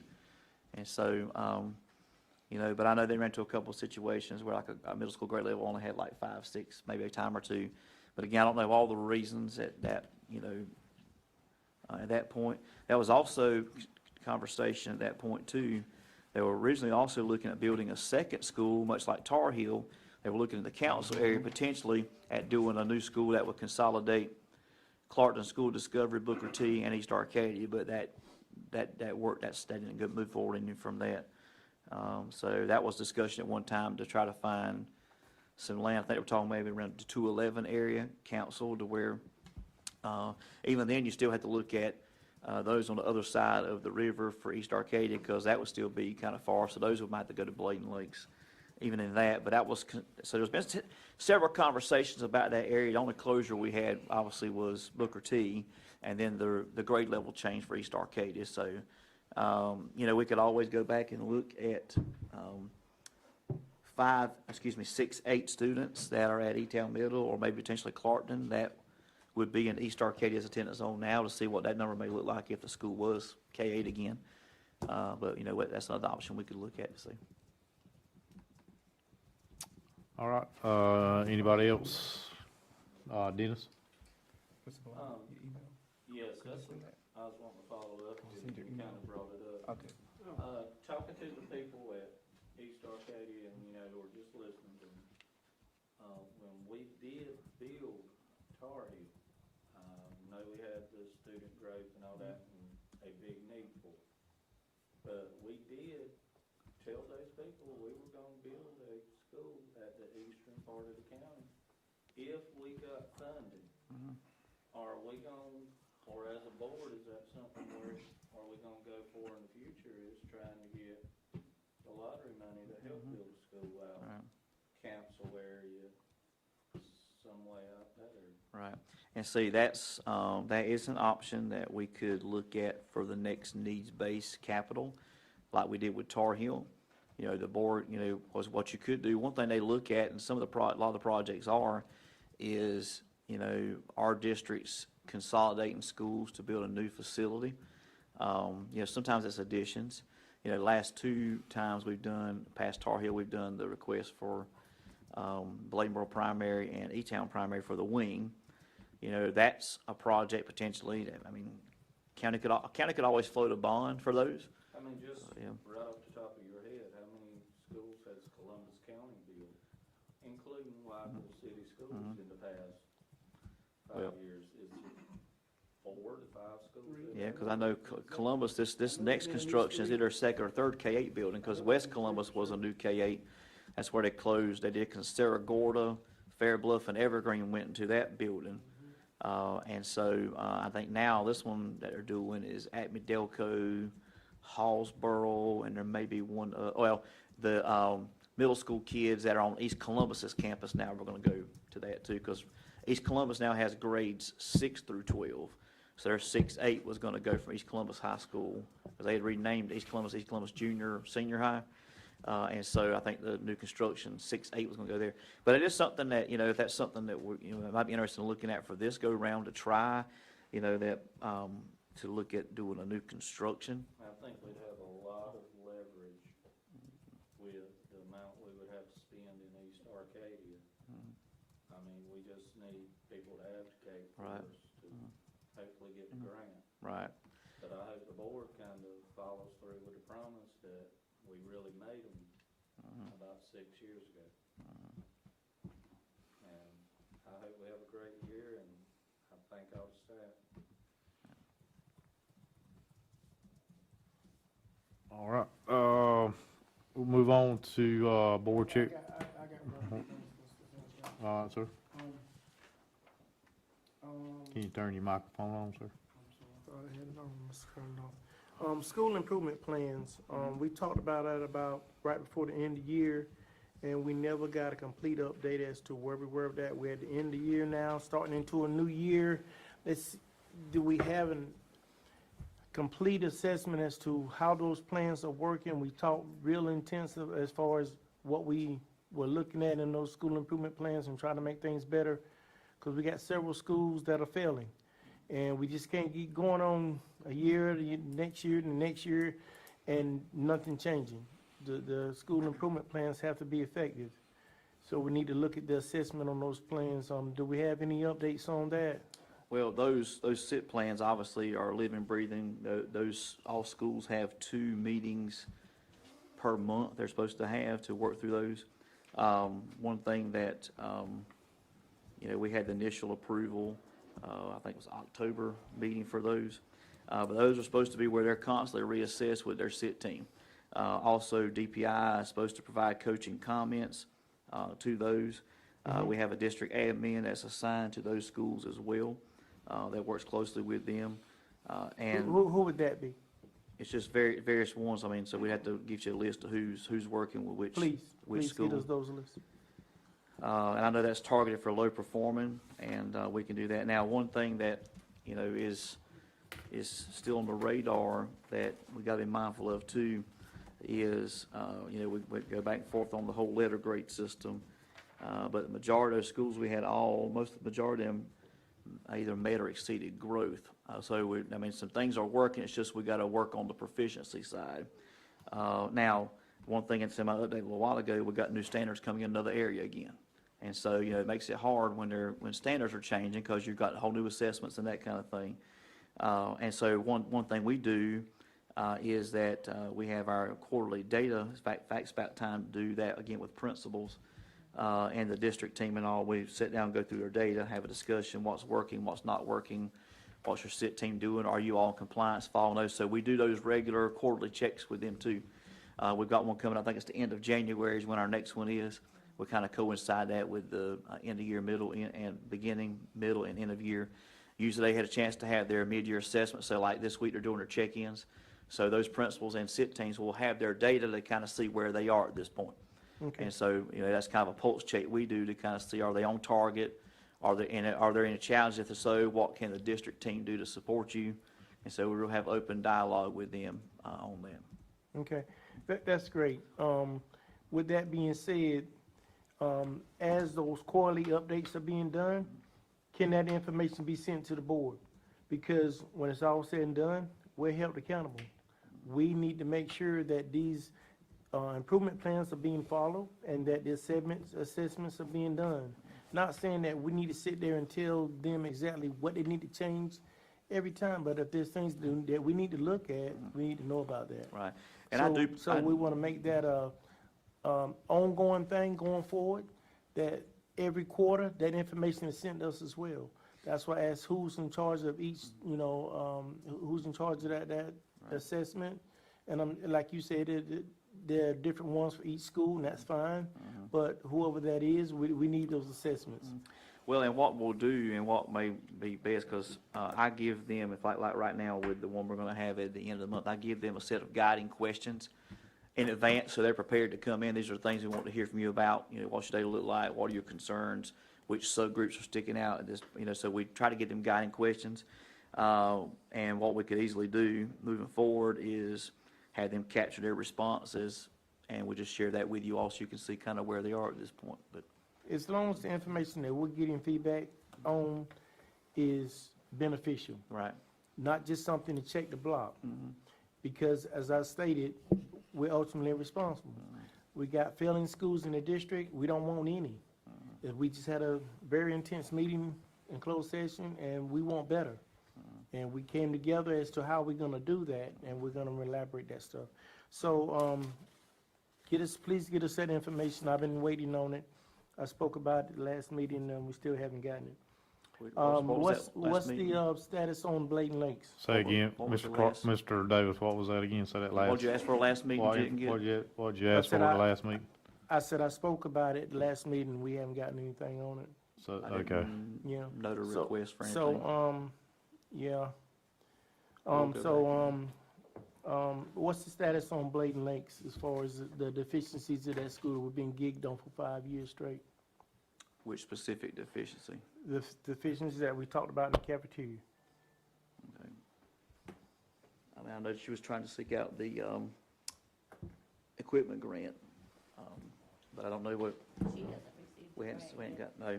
No information has been provided for that grant, the need basis grant. Okay, so we've got one assessment, we got two estimates as to the stuff that needs to be purchased. We got two, am I correct, I think it Jason? was two. I think she had two. It was two, if I remember correctly.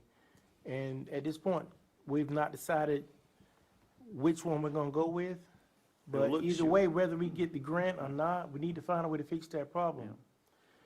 Because we can't continue to have employees carrying pans of water. And I don't mean to beat a dead horse to death, but it's only a matter of time before something happens or could happen, and I just don't want us in that situation. I don't think any board member wants us in that situation. So we're better than that. What has actually come up, I know, pretty major expense, and then looking at, obviously prioritizing and doing, the freezer at Elizabethtown Primary is out. That food is elsewhere, and I think it's gonna be the end of the month before they can do that. I'm not sure what the final cost is on that repair. And so, I mean, I got several things that I think are going on. One thing that we asked about, obviously with the equipment grant, the second thing was, looking at number of meals served, and is there even an option there? I think one of those was a countertop version, one was full install. Usually by now, I think typically the equipment-based grants have been done around this time of the year, but as of even this morning, I don't think she received the information. And so we'll follow back up on it to kind of see where that's at. What will have to happen is, obviously, with Child Nutrition, they're for-profit. And so if, when it comes to their, various equipment things, if they get to a situation, obviously the local dollars have to bail them out. Then if we get to a situation, the county will have to do that. And so we'll kind of follow up to see where we are on everything. What we need to probably have at this point is to see where they are with projected revenue, and could they go ahead and do something without the grant? I think the major question was, could you still get the grant? If you did it, could you be reimbursed? And so I don't know if you got an answer to that or not. And so, but we need that because that's important to know. But So we'll do a who- follow-up on that to see where we are. Who's in charge of and who's in charge of making these phone calls? That would be Child Nutrition working with maintenance. yeah. Okay, so we pick up the phone, we talk to somebody, and we can't get a response, or we're doing it by email, or what's the process? Because we're gonna get it done. Well, I mean, for me, I mean, you keep going up the chain, you're gonna get a response here, go to the next person. I mean, you keep pushing it to see, you know, and I'm not, obviously, you know, Ms. Brown and I, we only get what's shared with us. We can dig a little deeper and say, you know, kind of tell us where you are, who have you called, who have you not called? Okay, so are you saying you're doing that, or you have Ms. Brown do that? No, I mean, we- Child Nutrition It- Okay, and she's reporting to who? Okay, so with that being said, then she's giving you all the information that she has, and you're giving that information to Jason? Yes. Okay, so am I right or correct to say that we've not been given a direct answer as to what the status is? no, as of this morning, we have not received anything on, I mean, anything additional. and emails in.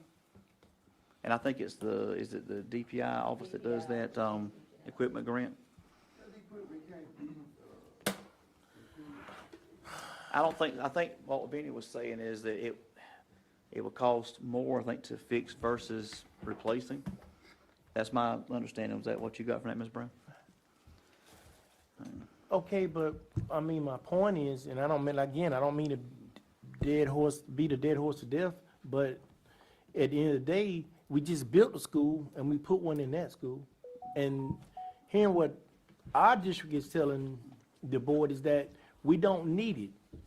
Well, if we don't need it, then why did we put one in a new school when it's not needed at Bladen Lakes? Probably ain't needed at Tar Heel either. Well, from my understanding, is that based on the amount of meals that are done, Tar Heel has a significant, probably triple, at least double, maybe triple the amount of students, maybe Well- double safely, but Talking with other districts, that ain't true. Talking with other districts what's, and their cafeteria personnel, that's not correct. what part's not correct? So It's not- can we do this? Can we just ask, if we could get an update maybe this week, first or next, on this item? And that way we could get it sent out to the entire board so we could review it. And Ms. Brown and I will call DPI ourselves. Okay. Just trying to help out, Mr. Davis. I'm just saying, board members, I think that we just need to, we need to put some emphasis on this, because there's no men working in that cafeteria. I don't know of any men working in any cafeteria in this district. And at that point, what I'm saying is, well, if we got one, then we're blessed, because I know many counties that don't have none, and that's not uncommon. But at the end of the day, none of us would want our wife, sister, family member in that position. Picking up hot pans, the pan itself is already heavy enough. And then you adding water to it to preserve the food that's in it so that you can serve it again. And then you're taking that pan 15 feet to the serving line. It don't take much to get scalded and burnt, either on your hands, stomach, or whatever. And then we can't say that we're not liable. We're better than that. Let's just get it done. That's all I'm saying. Anybody else? All right, guys, we'll move on to board chairs report. I want to thank everybody, faculty out there, our staff, our district, board members. Thank you, guys. Very productive, meeting tonight. Appreciate all the efforts we're putting in place to move the district forward. Thank everybody for what you're doing. Obviously, we're into a new year. We've got a lot going on. In our district, a lot of positive, a lot of opportunity to work through and get better at, and that's what our goal is going to be as we move through these next few months, meetings, and a few years. So I thank everybody, appreciate it. Dr. Atkinson, on to you, sir. Thank you, Chairman Secretary. In the essence of time, I know we have covered several things already. I think I've alluded to the ELA standards being adopted. Those will go into place. Next year will be a training year. They'll be effective 27-28. That's for English language arts. And so one of the new rules that the state board has is that curriculum adoptions, standards adoptions will now go to a 10-year period, which they have been being 3 years. So that should actually help. One of the difficulties that staff across the board deal with is you get a set of standards, you kind of get used to them, have assessments, and then they change them on you. And so that's obviously difficult. We continue to advocate for the school performance grade work. Superintendent Green has spent a lot of time in picking up that effort. to more fairly grade schools, because we know now it is a skewed formula. And it is very disheartening to folks when our folks are showing academic growth, but that growth's only counting for a small percentage of that performance grade. Just a couple reminders briefly, real quickly. The second public hearing at Clarkton on the 21st, starting at 6, it's in the Media Center. And our next regular scheduled board meeting is January the 9th. We'll follow up on these two or three things you all have brought up for tonight, and we'll share that out with you all. We'll get as much information to get as we can that's available. That's all I'll share for tonight. Thank you, sir. Can I get a motion on the floor to adjourn? So I got a second. All those, any discussion? All those